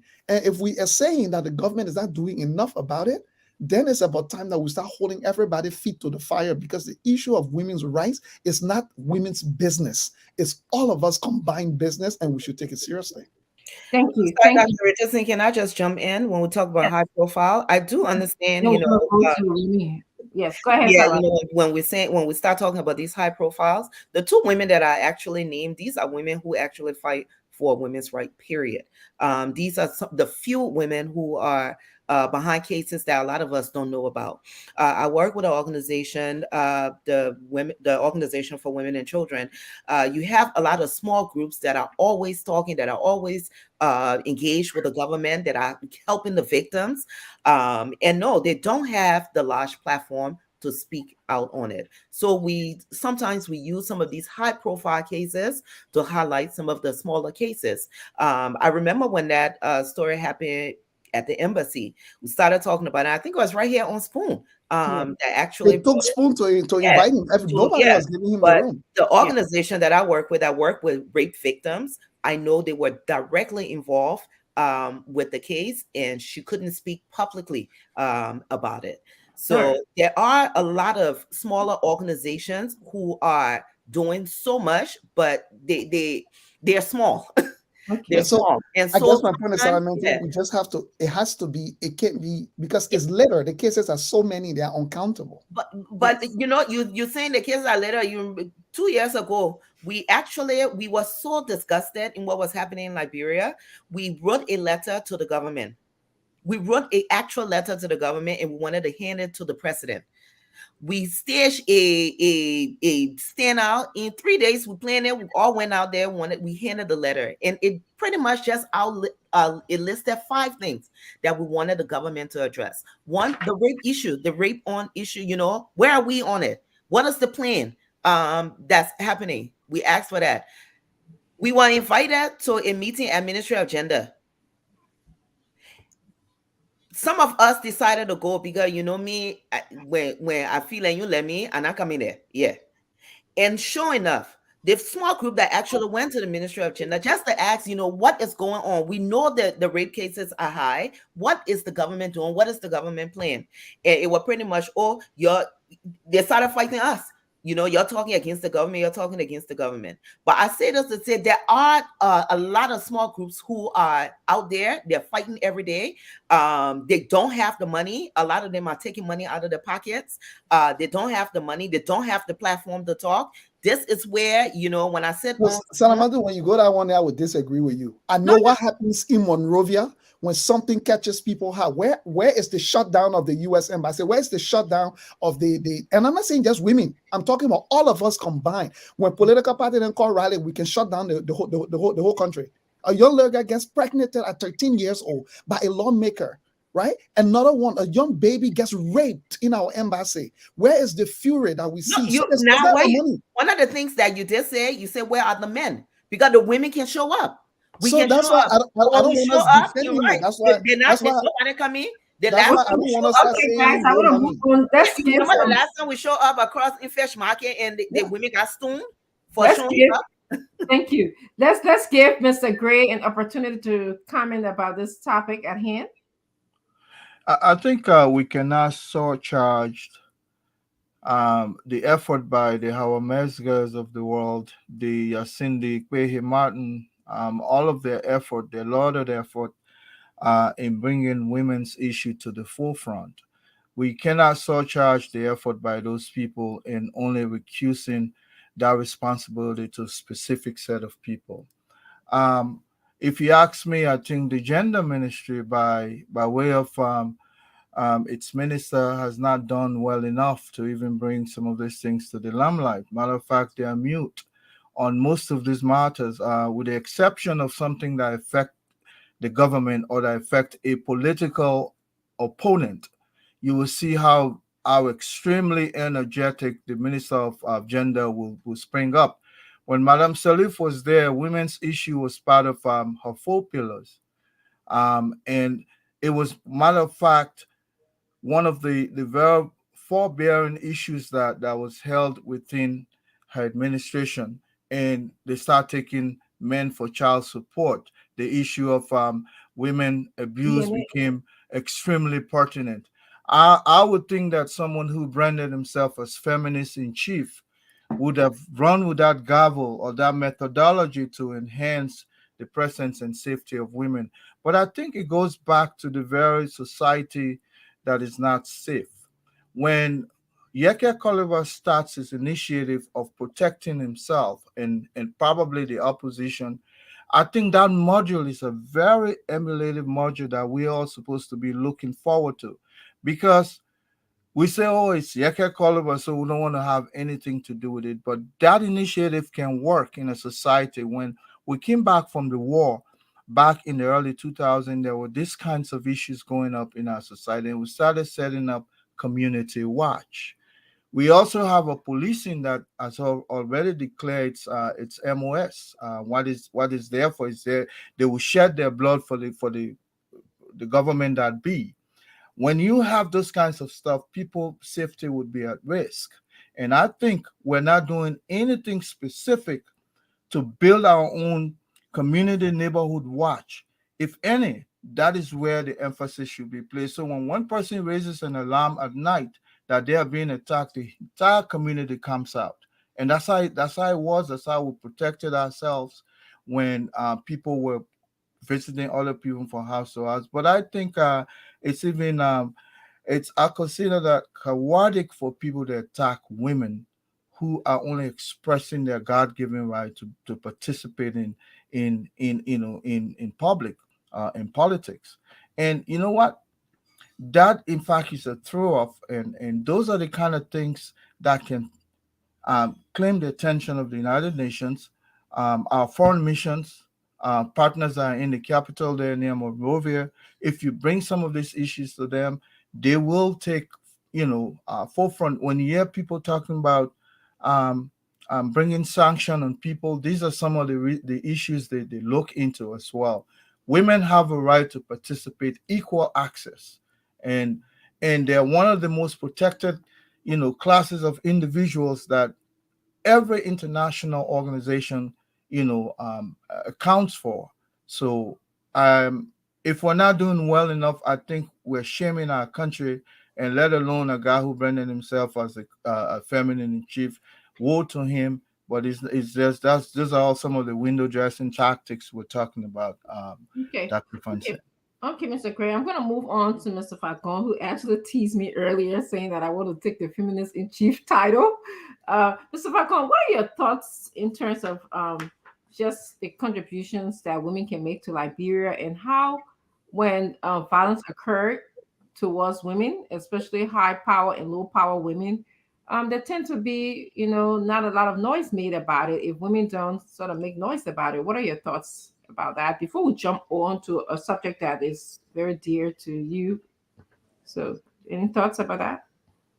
Well, definitely. The first thing that's disturbing to me is not because the ladies are high profile, in my opinion, but Leo did a good job by cataloging in a very comprehensive way how violence against women is widespread with little girls, big women, high profile women. Doesn't matter, it's just widespread. This president passed into law the Domestic Violence Act to protect mainly women and children. But under this president, we've seen rape increase, we've seen homicide against especially women increase, we've seen violence against women increase. Laws are meant to serve as a deterrent to people. But if the law you'll pass is more or less helping to fuel a continuation of the purpose for which you passed the law, then I don't see why you even did it and should take credit for it. Having said that, Gloria Musu Scott, her brother was a very good friend of mine. He just passed away recently. May his soul rest in peace. His name was Alfred Musu, and we were in Ghana together. Very good friend of mine. And she's a former Chief Justice, for God in heaven's sake. You want to tell me you can't get her one policeman? Or maybe two at night? Why you think in Africa or in Liberia, I shouldn't say Africa, why you think people are afraid to dispense justice in the way and manner that they should, expeditiously? Why you think they're afraid? Because I pass judgment tomorrow against one of George Weah great friends he have right there in Monrovia called Frederick Walker. Very notorious. This is the guy who robbed Yahya Jammeh. When nobody feared, everybody feared Yahya Jammeh. This guy took Yahya Jammeh for a ride. When he came back, Ellen Pohi in jail. When Weah came, he's outside loitering around, doing all kinds of things to people. You go and meet a man like that and dispense justice to him. Then you have to go to your house and worry about how to protect your doors. Look at the female aspirants. There's been no serious punishment meted out against a group of people or any group of people for taking violence against women who are aspirants. You are a woman. Now you see that kind of thing happening to your friend. You ask yourself, the day you say you want to be represented are flogging you. And women are increasingly becoming afraid in Monrovia, either the verbal attacks, the psychological attacks, the physical attacks. It doesn't matter. But the moment you say you want to be somebody, then you got to put 50 men around you, or else people will give you a verbal attack. Look at the other way. You finish sleeping here, there, you better go 5 minutes, sit down. That's verbal attack. Yes. When you say to a woman that they play not for girls or they play not for women, that men can come here, it's a psychological attack on that woman. Because you're suiting her now to believe that she doesn't belong in that building. It's not for women. You tell her, go look, you better go call for your husband. It's psychological. Let alone you push her away. It's physical. So what I think happens in this case is the same government that passed the Domestic Violence Act that says we will put 30% of women into the legislature. Well, you've been there for 5 years. You tried to put Polito Weah there, that was all. All the other seats that was up for grabs, 90% of them, you did not even put a candidate in the race when you could have just put a woman there. That's a good point. Okay? Now today we are here, and what are we seeing? The vice president is a woman. The chief justice is a what? Woman. The deputy chief of staff of the armed forces is a what? Woman. Yes. The deputy police director, Sadatu, woman. Deputy immigration boss, woman. But you put these women in these high-profile places. But the vast majority of the women are looking over their shoulders, checking behind the houses. So I think those women that are in position need to also stand up for their friends. Like I had hoped that Geraldine would have gone the next morning along with Sadatu and say, you know, this is not going to happen to Francis Johnson Morris. I'm going to send you a soldier every night in your fence. I want to make sure you're protected. Because Francis Johnson Morris... Musa. No, I mean what I'm saying. No, he's talking about Francis Johnson Morris. Francis Johnson Morris was the former Chief Justice Justice Minister. Okay, I'm sorry. Same with Gloria Musu Scott. Okay, yes. Okay. And they rendered judgments before. They need to be protected now. You understand what I'm saying? Yes, I am. Yes, I got you. Yes. So these women were high-profile women. The other one, they call her Gloria Menja. She's an associate justice. Okay? And they need to be protected. Or else we will soon find women running away from positions that have the potential to threaten the security in the future. Sure. Yes. Thank But you. I beg you, Dr. Francine, at Yeah. this issue, we can be diplomatic on this issue. Dr. Francine, rape in Liberia, they're not just not been there. There are children in the family today. Nobody can tell them who their family, who their pa is because of rape. The family is hiding it. All of you talking in Liberia, the noise we're making, everybody know the people who get 13-year-old girlfriend and 16-year-old girlfriend and their friends there. They facilitate it. Because for me, this rape issue has become hypocrisy. Everybody in Liberia having small lady getting 17-year-old and calling them their girlfriend there, stashing them in places. Someone come to them in school uniform. I'm talking about government offices. I'm talking about in church buildings. I'm talking about, and in the community, we see it. And people think that nobody's supposed to talk. Liberian community events, even in the US, you go there in the night, they're squeezing people 18-year-old cheering in the corner, their breasts at Liberian community parties. Yes, we see all of it. We talk. So when we come here to talk, let's take the raping it down to where it's supposed to actually be. And that is starting right in the community. You can have a friend who's sleeping with a 17-year-old lady or whatever that is, and they say that they're girlfriend. And then you dare because of your friend, it's okay. But then you say you are against rape. Today, families are covering all things. They can't even tell children who their real pa is in the family because of rape. So let's take the rape business down. Let's hold everybody. We can't just leave it as a government policy thing. The government policy is one, but we must break it down to the community as well. Yes. Thank you. So we And point of information: the reason why rape ceased. The reason why rape cases declined under Ellen was because there was something in the country called Ellen Osa trap. And tell about it. Okay, if you play soccer, you will realize that if you go behind your friend defense, they wave you for offside. That means you're offside. Okay? They used to call the Liberian people call it Ellen offside trap. Meaning, if you pass behind or leg here and they catch you, you go in. So most of the time, political opponents will set you up with a child that is about 15. But when they catch you, whether you set up or you're not set up, Ellen makes sure you go into jail for a long time. So they refer to it as Ellen offside trap. Don't let it catch you. Absolutely. Well, we're going to continue having this conversation. It's a wonderful conversation. I want to thank you guys again for, your thoughts towards it. Colonel Gray said, the gender ministry needs to do more. Leo said we need men actually need to become more inclusive. And Minister Falcon talked about protecting our legacy public servants, and he mentioned people like, Gloria Mususkat and also, some other high power women who did high class cases should be protected. I just want to add one more thing here. I don't want to not mention the Association of Female Lawyers. They just did a recent walk against all forms of violence. There are, one of the organizations in Liberia that try to keep the issue regarding rapes in the public forum. So we want to give them a lot of kudos. Thank you guys for such a wonderful work. I also want to mention Mommy Esther Tarby, who is actually watching the show. I just kind of flagged her comment.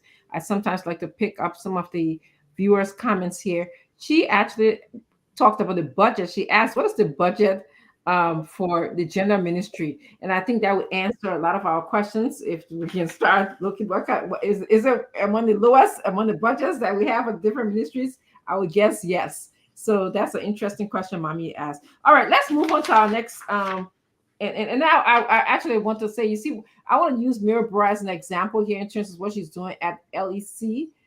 She actually has brought in a lot of revenue for LEC, and it's an example for me that when you put a woman in charge who's task oriented, wants to do her job, you get some good results. So women can do the job as well. So let's move right along now to something that happened, Minister Falcon, and I think you can kind of explain to us a little bit. There's two things that I'm going to hold you on, kind of helping us, our audience, understand a little bit. There was a one-day retreat that was held at the Farmington Hotel in Margibi County, where we are called for government communicators, which I'm not sure who those people are. Maybe you or Colonel Gray and some of you guys who are well informed of government communicators. they should utilize quality communication as an essential and effective tool in promoting and enhancing good governance. So there's something about the messaging and the messenger in this message that I'm telling you about. President Weah is calling for government communicators to communicate well about good governance. So I'm gonna start with Fagon, okay, and then we'll move on to Colonel Graham, switching around a little bit, and then I'll Leah Johnson, I'll make you last on this. Colonel Fagon, you are the government communicator. What are your thoughts on this? What do you think about the message and the messenger in this discussion? In order for our viewers and our listeners to have an appreciation, I sent a video with the current Minister of Information. I don't know if James Goudet can load it. It's not long, it's a short video. Absolutely. It will give you a clear appreciation of what you are about to discuss. And then I can help you understand who the government communicators are, as well as the situation of what's happening within government communications and the hypocrisy from the communicator in chief, which is the president. Thank you. James, are you listening? Can you get that video together for us? And so I will start off by saying, until he can cue in the video. Mm-hmm. The video is almost ready. Okay, thank you. Okay, yeah, it's just a reel, but it will give you an appreciation of your discussion with respect to the communicator in chief and the hypocrisy with which he addressed the government communications team. Okay, yes. So we'll wait for the. So it started off with the president praising, after his speech, praising Cloud Television. When the last time you saw Spoon TV, Brush TV, Warner TV, KM TV, what other TV, Leopard TV? When was the last time you saw Cloud TV? This is what this president does. And I'm not criticizing him because, again, I just want to. But we've been in your government for 6 years as government communications team. How many retreats have you had? If the video is ready, show the video. Thank you. Just a video that happened recently. Yes, thank you. But you know my ministry budget to operate? No, for the whole fiscal year, this fiscal period, January 1, 2022 to December 31, 2022, $17,500. You see what? You're talking about 1.7? $17,500. No, Minister, I don't want to close the interview. You can't be serious. $17,000. I've been bombasted. I've been bruised. My reputation has been hurt, Clarence. Let me say it today. $17,000. And to date, since July this year,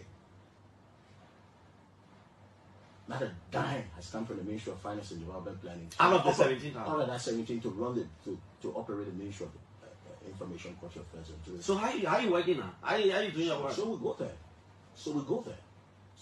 We'll do what we're able to do under the circumstances. So we go there, we'll do what we're able to do under the circumstances. Don't put the cat out of the bag. Do you feel the resigning? No. I mean, I wouldn't let President Weah down. To do so, I wouldn't do it. That's not crossed my path. Perhaps maybe I won't have a meeting with him because I don't believe he's fully abreast. You should have access to the president, Mr. Minister. Yeah, the president should call you every morning to say, "Lady, what's up?" Or you should have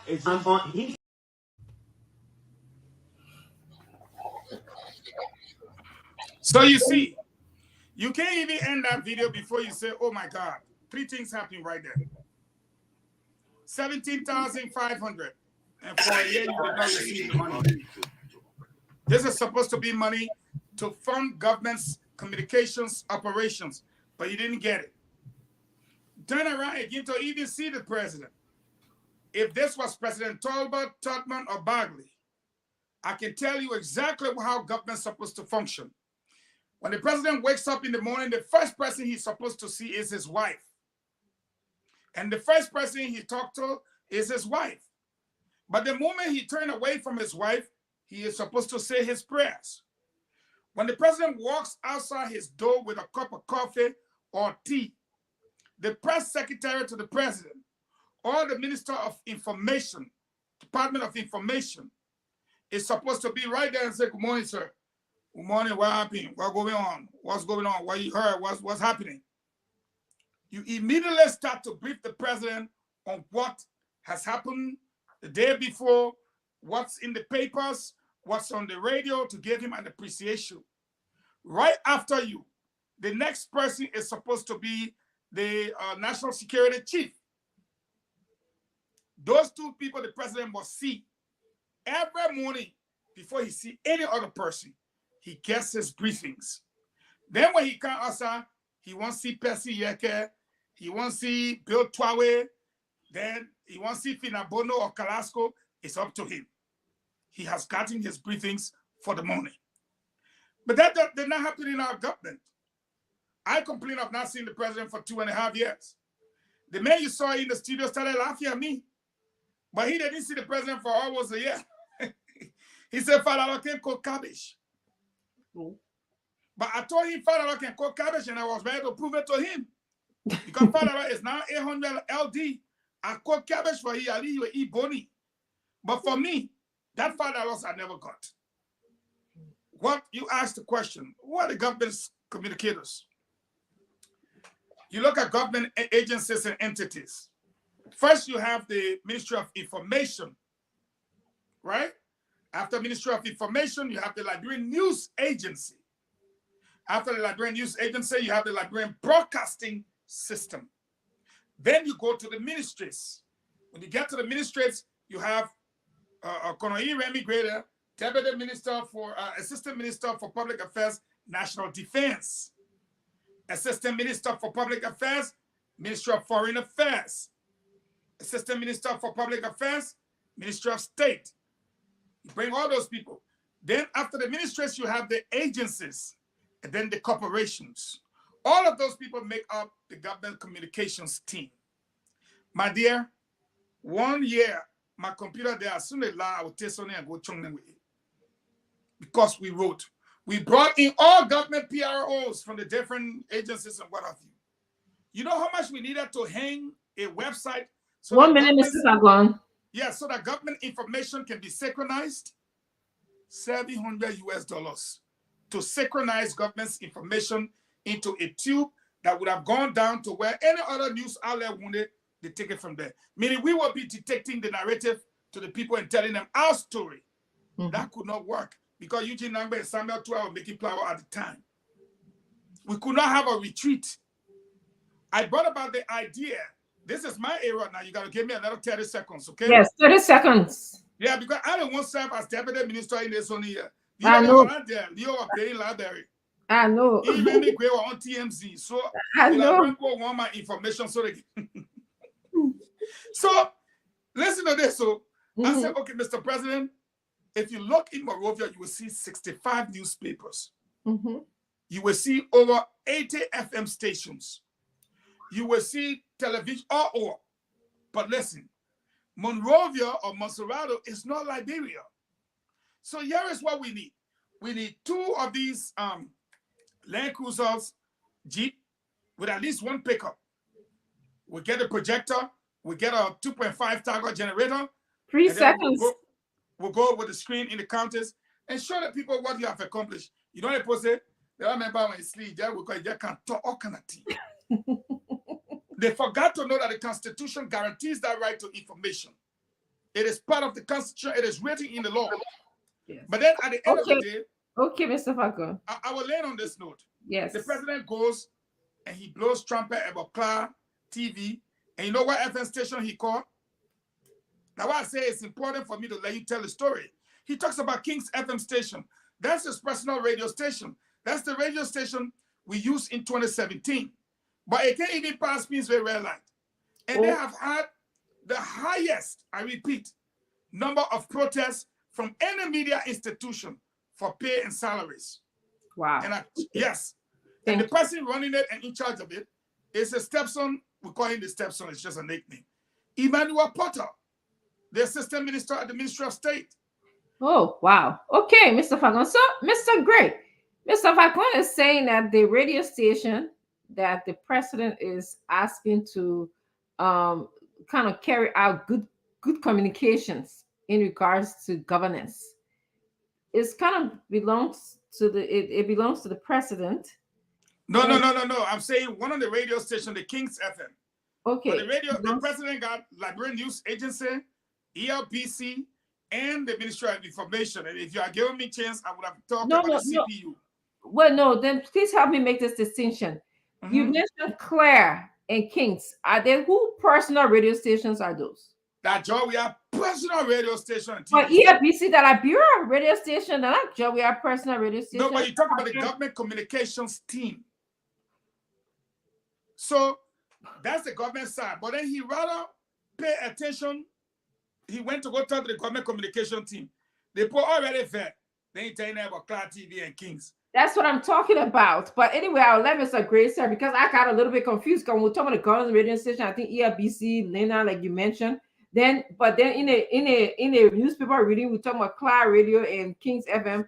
That what got me confused. What is what here? Who owns what here? Mr. Gray, please elaborate on this subject matter, the message and the messenger.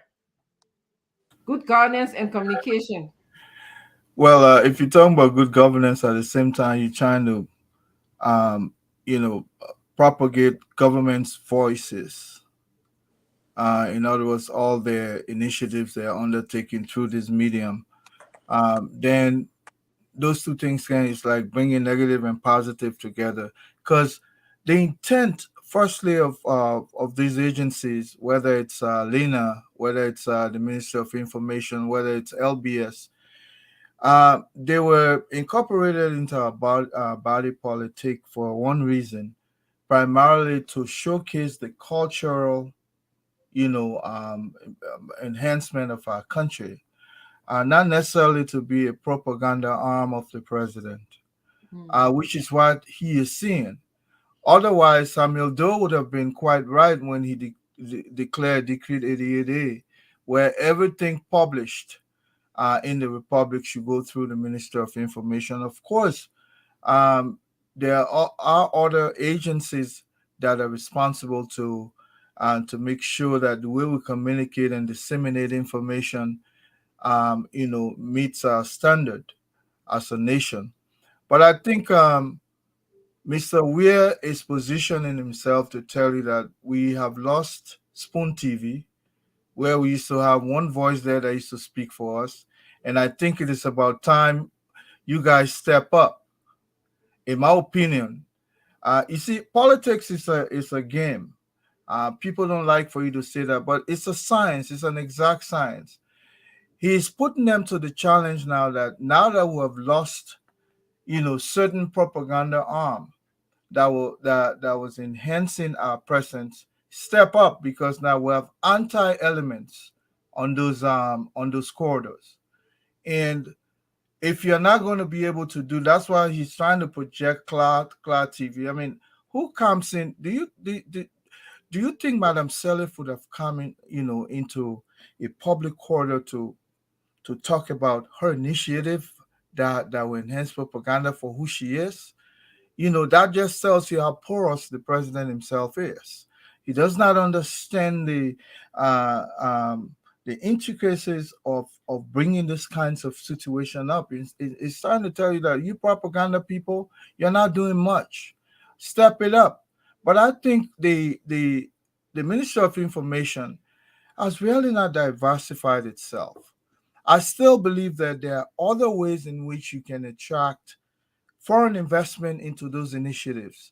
If you in this country, if you look at those public information corridors, they are specifically there to make sure that they attract other individuals other than state government. When you're traveling on the road, you see an information site.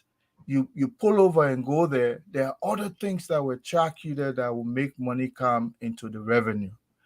And this idea that government, the only money you will operate with at the Ministry of Information is the little budget source, the little money source through the budget. I don't think. Oh, not great. Another 1 minute. I don't think it's a clever way. I think Ledgerhood Rennie should begin to look into more or less the monetization of some of these initiatives. I don't think he has demonstrated enough, or even in the past. I don't think the LBS, for instance, under Samuel Doe, can even be equated to the LBS of today. We just have not invested in that category, and therefore we have not used our manpower as well, our human resource capacity to enhance those sectors. Therefore, they are dying out, gradually. Yeah. Yeah, thank you, Dr. Francine. So first thing I'll say, Dr. Francine, please allow me to ask a question before I go. And maybe since we have the honor of having former Minister Fagon here, he might be able to give us an answer to it. I'm baffled at the fact that I'm listening to Legend Horeni as Minister of Information, and I listen to you now, Minister Fagon, and others in the past. I'm wondering, how come we haven't seen one genuine resignation yet from President Weah government with all these lamentations that we're hearing? Can somebody help me? Maybe, I know, Minister Fagon, you might have some insight on that, because we are yet to see, and I hear you, Minister Fagon, but yet to see one person stand up and say what the president has asked me to do, unfortunately, is impossible. We don't have the tools or the resources. So respectfully, Mr. President, and I'm not able to do the job under the circumstances. Can somebody else? And please confide in somebody else. How come everybody there until maybe they get fired or they're no longer there, then we hear all the lamentations? Is there some insight from you, Minister Fagon, maybe before I make the point? You're muted, Minister Fagon, if you're speaking. I have a little bit of enlightenment for you, not insight. I don't think the assertion, how come we've not seen one resignation? Yes, we've seen several resignations, but we're not taking note of them. For example, Gregory Coleman resigned from the National Bureau of Concessions. You know about that? That was after a fight. The same thing again. It doesn't matter. Nobody fired him. He was chased out. He resigned. He resigned because that's part of the reason he resigned. Because you got a CDC kid under him trying to show him disrespect, and the president wouldn't act. He resigned. So I said, willingly, one resignation. Everywhere resignation we see has been from a fight. You asked the question, let me answer now. It's willing. Did the president ask him to resign? No. He's just decided, you know what? I'm tired with this. I'm gone. Thank you. Elias Shuniki. Shunian. Shunian, I'm sorry. I always call him Shun. He probably, if he's listening now, he pissed like he said, went with Fagon. Yeah, he went with Fagon because I'm a man.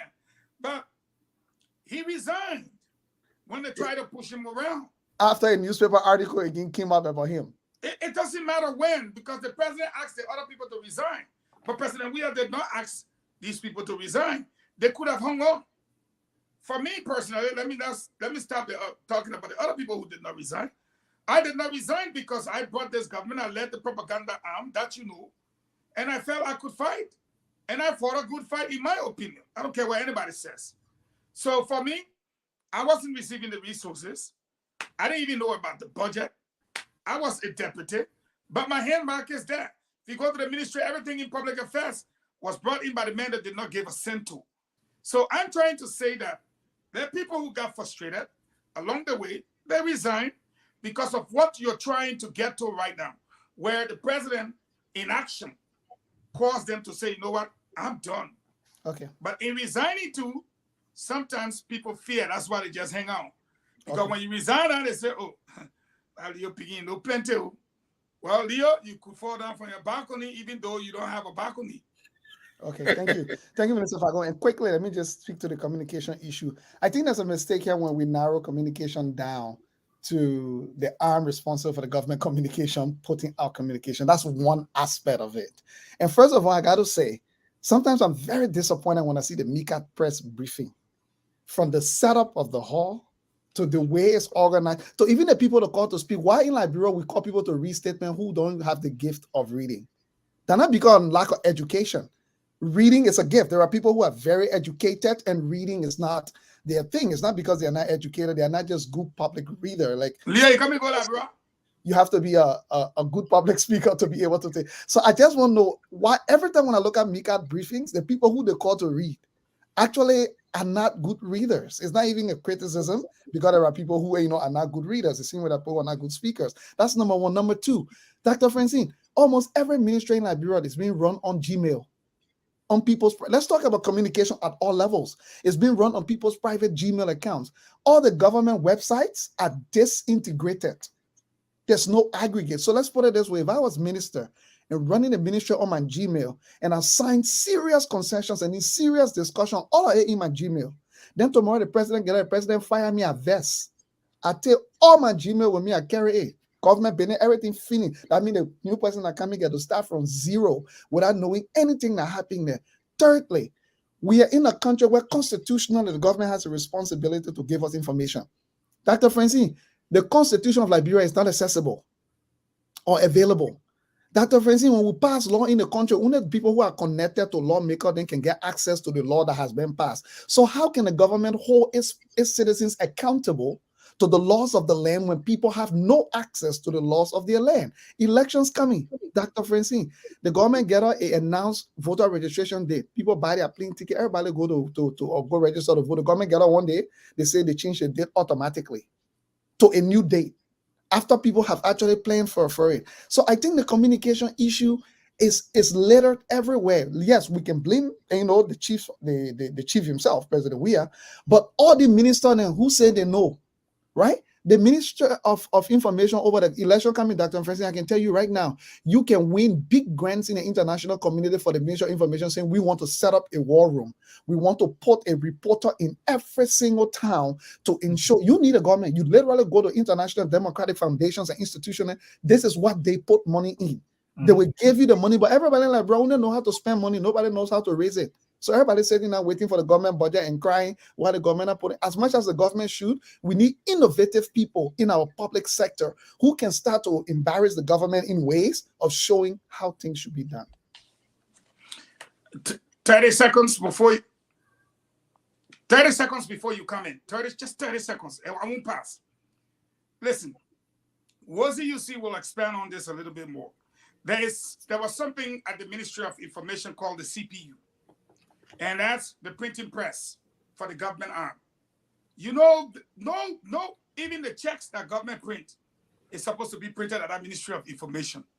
Newspaper, office letterheads, and what have you. But you know why it is stepped on?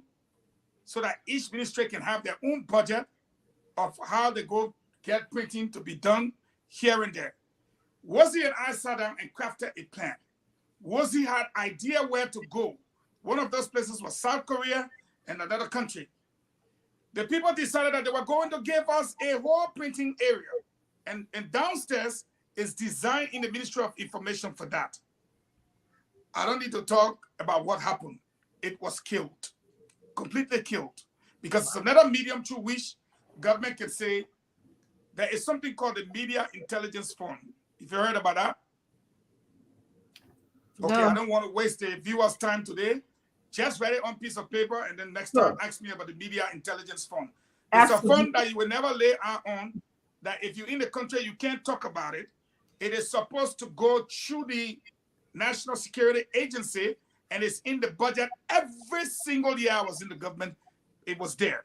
And it goes through there, and you will get to know one of these days what happens to it. Wow. Well, again, another great segment, another great contribution, comments, and thoughts on your part. I want to go to the phone lines, if it's okay with my colleagues here. Want to hear from the Liberian people. After all, this is what this show is about. It is to discuss all things Liberia, and we recognize that Liberians are great contributors to the show. Tomorrow, I had on my agenda for today. I just want to say this.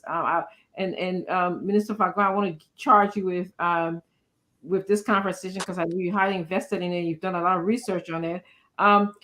We know that Simeon Taylor accused Senator Sherman of controlling the county funds for Kipman County.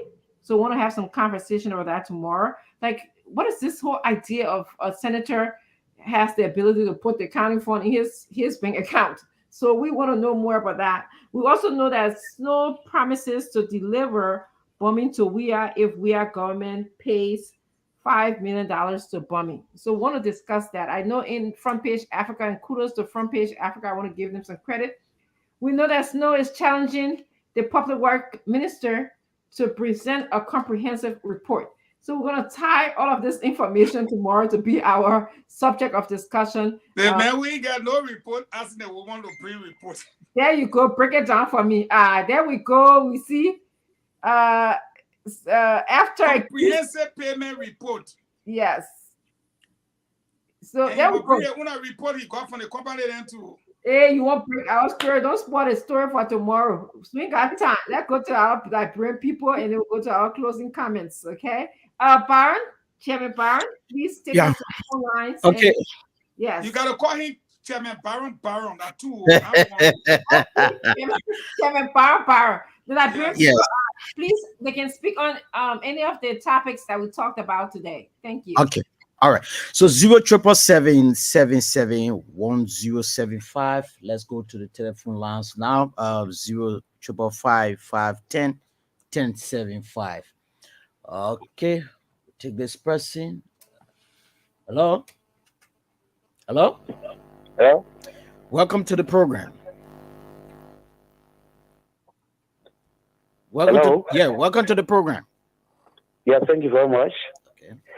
My name is Gakurakura Mhm. in Liberia. Mhm. I want to first speak to the World Bank Road Project and my experience with working with some of these things is that we Liberians, we are the owners of those projects and we are the one asking for the money. So whether World Bank has come to monitor or not is in keeping upon us as the owners and the direct beneficiaries of the project to make sure we do the right thing within the time because our generations to come and unborn are going to pay for it. Okay. Thank you very much. So that's my point. Thank you very much. Thank you. To this person. Hello. Hello. Hello. Can you please walk away from your monitor? No. So 077771075. Let's take this person on this line. Hello. Good evening. Good evening. Hello. Welcome to the program. Yeah, Baron, how you doing? Well, we are okay. What is your name? Hello? Where do you call from? Yes, this is Sumede Ensoman. I call you from Mauritius Farm Community. Go ahead. Yeah, I want to speak something a little bit contrary from your topic, but it has to do something with friendship. And I want to remind you tonight. I remember when the CEO used to be on his phone talking, he used to love the music, find a friend like me. Today, we are seeing friends. Just because of our alleged case, which we have not been guilty of today, we see Liberians taking different trends. I've decided between you and myself to text you last song so you can send it to him, let you keep playing it to know what friendship is all about. Okay. Yeah, that's what I decided to do. But for the better introduction, like it is funny, bro. I will send you my number later on. You and myself so we can do something out of the show. Thank you very much, my dear brother. Let's take this question on this line. Hello. Hello. What is your name and where do you call from? King Flomo, I call from Travis Valley, Banana. Yes, Mr. Flomo. Welcome to the program Spoon Talk.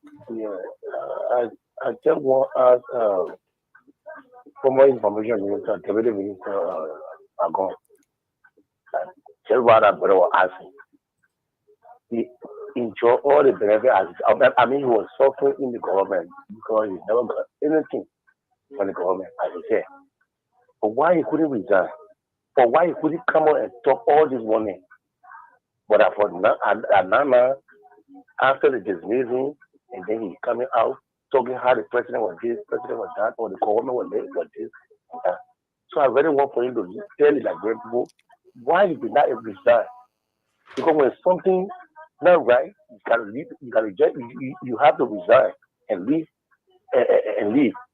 But you can't enjoy all the benefits then because of this who you see that in America and they took everything, everybody. All right. So that's my Thank question. you. The minister is here. Minister Fagon is here, and he will definitely address your concern or your questions. Hello. Hello, sir. How are you? I'm okay. What is your name? Welcome to the program. Yeah, I'm a Kumala Trump. I call you from Montocono. Yeah, I want to ask the dismissed minister there in studio. What is the difference between at the time he was in government, the we are government? What is the difference there and from the time he was as deputy? What was the fashionability of him and the government to the Liberian people as compared to his dismissal? And what actually causes his dismissal by the government? Thank you very much. Thank you. All right. So 07777 Last call after this, Byron, because it's 5:46. I want to get out of here at 6:00. Okay. So we should take one more call? Yes. Yes, please. All right. Hello? Hello? Hello? Yeah, good evening. What is your name and where do you call from? I'm Darius calling the PRO for the disinternet petition against the real election President George Manuel Weah. All right. Firstly, I want to say thank you to our senior brother, YouTube. You know, YouTube, government and people that are bringing the good idea on board, but a lot of people around the president were looking there, it's just kind of minute they get thought this. But people that are speaking the fact in the government, so that when see what people talking, say, oh, why is if I go in the government, you're not talking, no, we're not in the system, you know what in the system. People who are making the plot in the government, but all the looking there, so that the reason. So I want to say thank you. And also, I want to say, to care about no people who can start the struggle, again, we have to do the struggle. I mean, care about this is the CEO. We pray to Almighty God that things are going to control the CEO back on the show. Okay. Thank you. Thank you very much. All right. Thank you, Chairman Bombar. We're going to now go to our closing comments, beginning with Leo, going on to Colonel Gray and Minister Fagon, and then I will be the last person to close. Thank you, Dr. Francine, and thank you to everyone. I just want to say to everybody that this whole attitude that when you're talking about Liberia, people can say, oh, that thing, and then the system here, as if to say the system will get it a good one. No, the reason we're not talking the one a day because we all want to replace it because it is not working. It hasn't worked for a long time.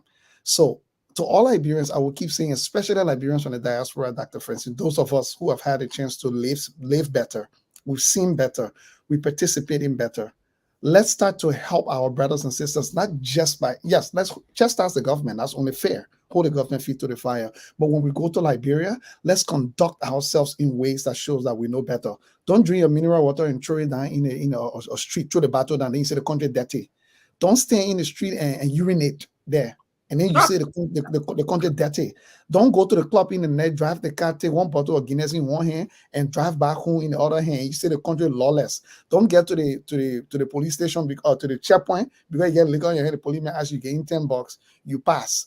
Because this is where the problem is coming from. People who never left Liberia, Dr. Francine. Myself, if I never left, I could have been one of the people running around the streets today because you only know what you know and what you're exposed to. So we can't criticize the people in Liberia and say they need to do better and know better. Then when we go there, our behaviors, the way we conduct ourselves individually is worse than the people in Liberia. Then we expect them to listen to us.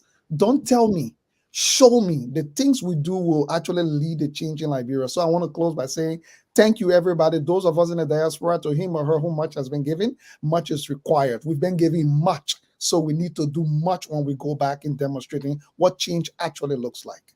Thank you. And Leo, at the end of the show for announcement, I'd like to give you the opportunity for you to show your flyer as well. Colonel Gray? We can hear you. On mute.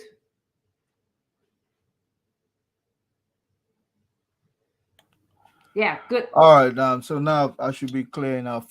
This is why one political leader said last week, speaking to a foreign press, that he's going to go into the mines of Liberia for, to actually go into their minds and change their mindset. Leo just talked about people, littering in the street, urinating on the sidewalk. These are not things government can actually stop you from doing, even though they will have a robust enforcement system to punish people. But in Liberia, it does not even exist. For people don't see it as a wrong in the first place to go across the road and urinate. To them, it's normal. But I'm only saying that if we have a country that we love so dearly, we take the initiative not to be responsible for the bad things that are happening to us. After saying that, the issue of power theft was extremely cultural within Liberia. Government will put this infrastructure, and the only way this infrastructure will sustain themselves is if we abide by the term of using them. If you want to use free electricity, and then definitely the government don't have a way of sustaining those kinds of projects, right?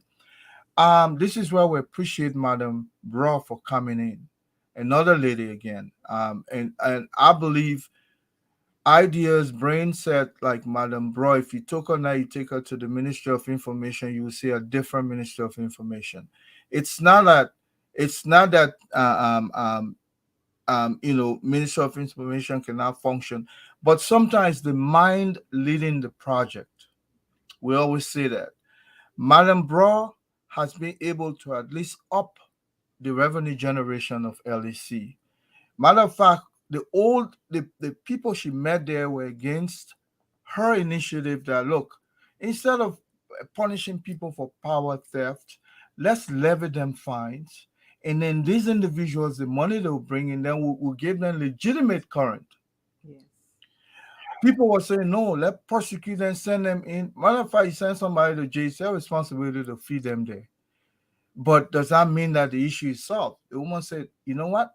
Let us go to work, levy fines on these people, make them to have electricity legitimately, and then they will pay for using the electricity. Today, LEC has maybe about 1.5, almost $1.6 million in its account that they never had before. And imagine if that scheme continues under the watch of Madam Bro, definitely the revenue generation of LEC will be second to none, and then they'll be able to sustain power to other areas of Liberia that are waiting for this one electricity that can never come. So I applaud her for that. That's my own thought for the day. But thank you. I hope Madam Brock, would be able to go after some of these government officials. We saw her going after the Senator, what's his name, Milton Tiaje. And I think there are more big people that are not paying current in our country, and I hope she can go after them. Kudos to her. Thank you. Minister Fagan, your closing thoughts? Thank you. Well, I think a member of the listening audience asked that we play this song, Find a Friend Like Me. It has nothing to do with the case or whatsoever. I think when our people ask for something, we need to play it at the end of the show. Okay. Find a friend like me. It's a request. Yes. They want to feel like, they feel for the network and they want to be part of the network. And I No think it's problem. only fair we allow them to be part of the network. James, if you would get that tape ready. But before you get the tape ready, before I speak, James, let me show the two callers that call. Show them the card the government assigned to me, James. This is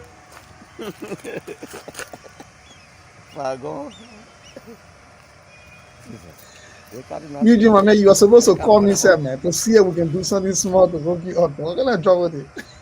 You want to go for me? You on mute. You on mute. You know who laughing in the video? James put it a letter here, Jala Graffy. The current.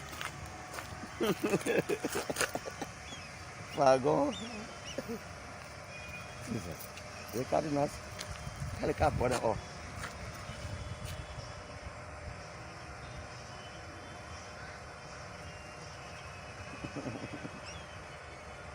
Can you see the reason why I'm asking why you not resign?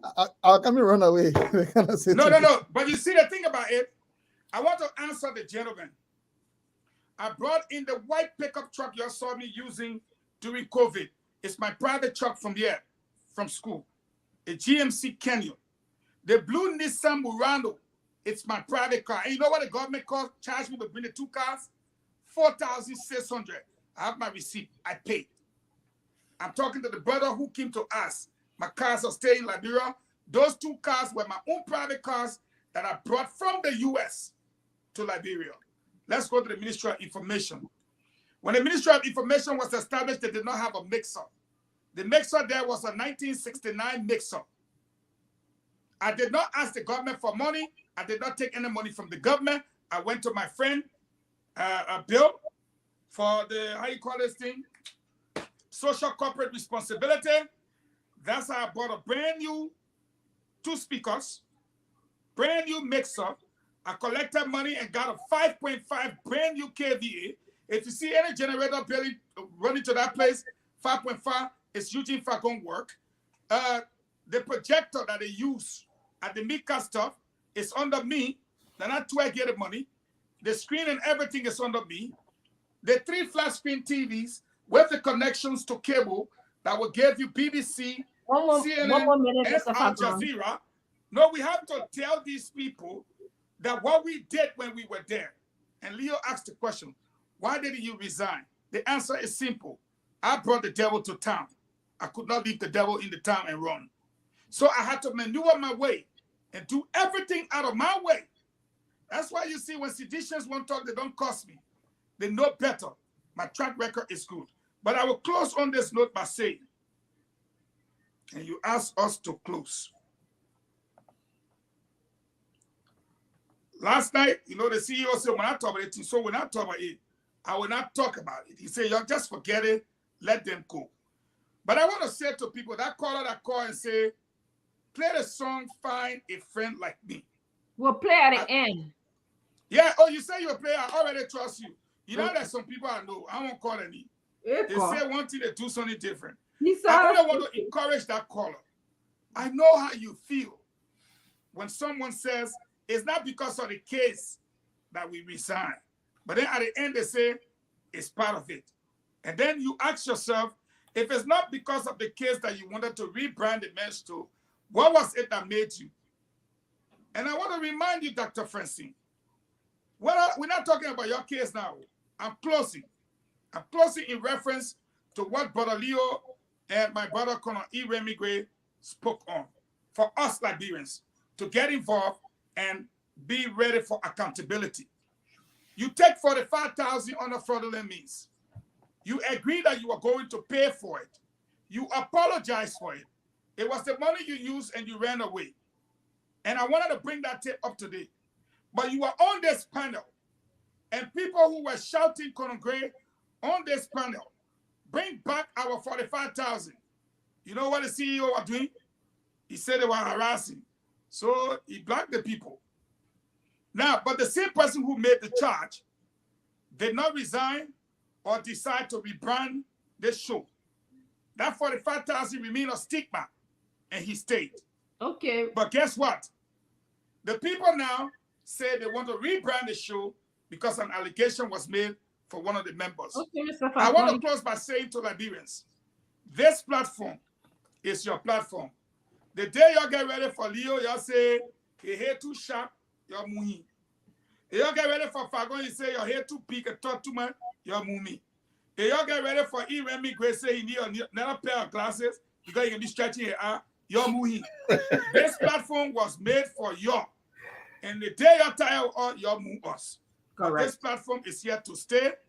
The same way y'all see y'all here tomorrow will be gone. But y'all can believe that we'll be your friend. And y'all can find a friend like us. Yes.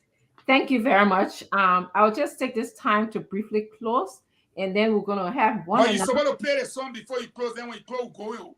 No, we're going to let's play the song and then we'll go. No, if you play the song, will disappear.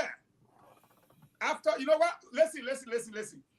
If you play it, if you close, start running away. Okay, all right. Let's play the song. Then we forced to say that. You might dance to that song. You just ask me to play that song. You might dance to that song. You might get up from that chair. You dance. Let me see. I'm looking at Cripper. Wait a minute. You got answer for everything. Go ahead. Papa, please play the song. Yeah, James, play the video now. One thing at James, he can go to bed soon in Italy.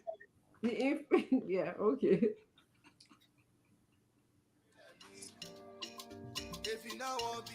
Oh, no. We want a video. They said it was video, power. Yeah, no, we want that video when y'all were dancing. Oh, but then we gotta prepare the people cheesing. Yeah. Just do the closing. Yeah, let me just do my closing, then we say. Jim's talking to spirit. I can feel it. Jim's talking to spirit already. Today we had a wonderful conversation with Liberians and other nationals around the world. We want to thank you for joining us. It's always a pleasure having you Liberians here to be a part of the conversation. We talked about the World Bank dissatisfaction with the government's delay on completing the road, the ELW road moving forward. We brought this information to you because some of you might not know this information. You just heard it from us, and we want you to take responsibility and do your part in making our government accountable, as we said. We went on to talk about violence against women. I like what Leo said. Leo said violence against women is everybody's business. Please don't leave it to women alone. That man business too, okay? That small people business, that big people business, that everybody's business. Again, the president is asking the government communicators to enhance good communication in the country. It's kind of interesting to me because I don't see the government doing press conferences with the government communicators. So I don't to get it people, the people who can actually read, who got a gift for reading. There you go. So for me, again, we are providing information here, Liberians. We thank you for joining us. We want you to make informed decisions. Mr. Cummings always say, make the decisions that will create a Liberia that is more deserving for us. October 10, you have a very, very important decision to make. When we bring this information to you, we want you to marinate the information so that October 10, when you go make the decision to put our country forward, you mustn't be saying there, say, wow, do not. You'll be going there with informed decisions. Thank you so much. Good day ready for us. Good day, go ahead, play. Yeah, I'm coming. Barra just wait. Barra wait, I'll get a video. Okay.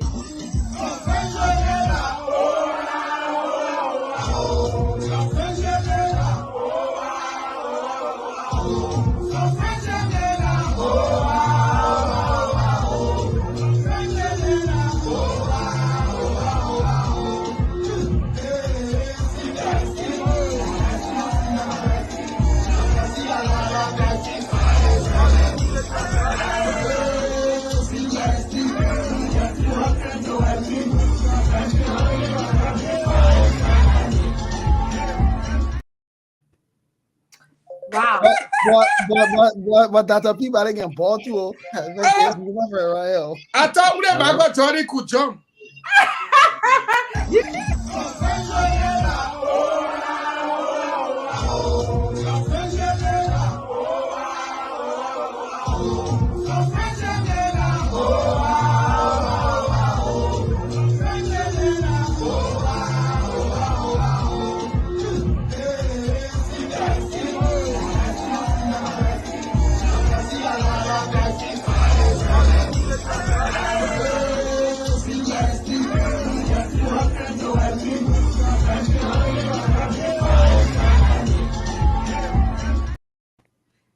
Oh, wow. Some good old times. Yeah. Leo, I never even noticed how my colleague, Dr. Peabody, how he did as well. You see the man, I feel like doing some American strokes there. You see, that what the person asks you, Dr. Francine, play that thing for me. And if you're not going to play it, who knows, Leo, we're not coming to come by here again. No, I wasn't going to get such a good laugh. Yeah, you see, laughing is good.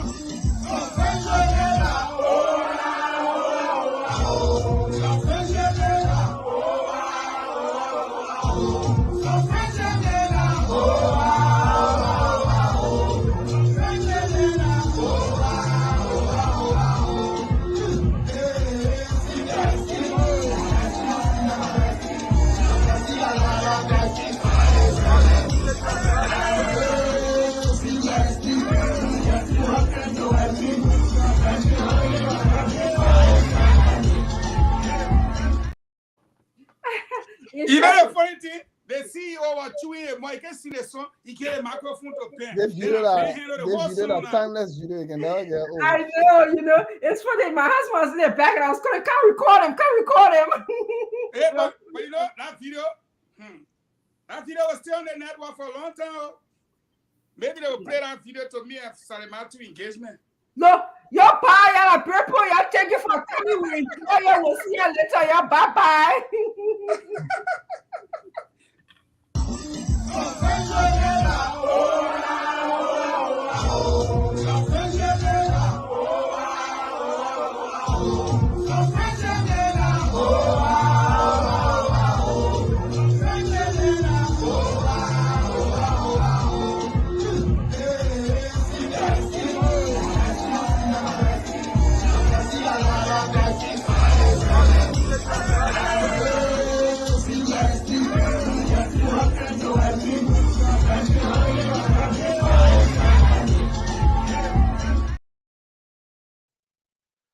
Well, this is how I love to go home. The invitation is yours to join us tomorrow for a fresh edition of the program Spoon Talk.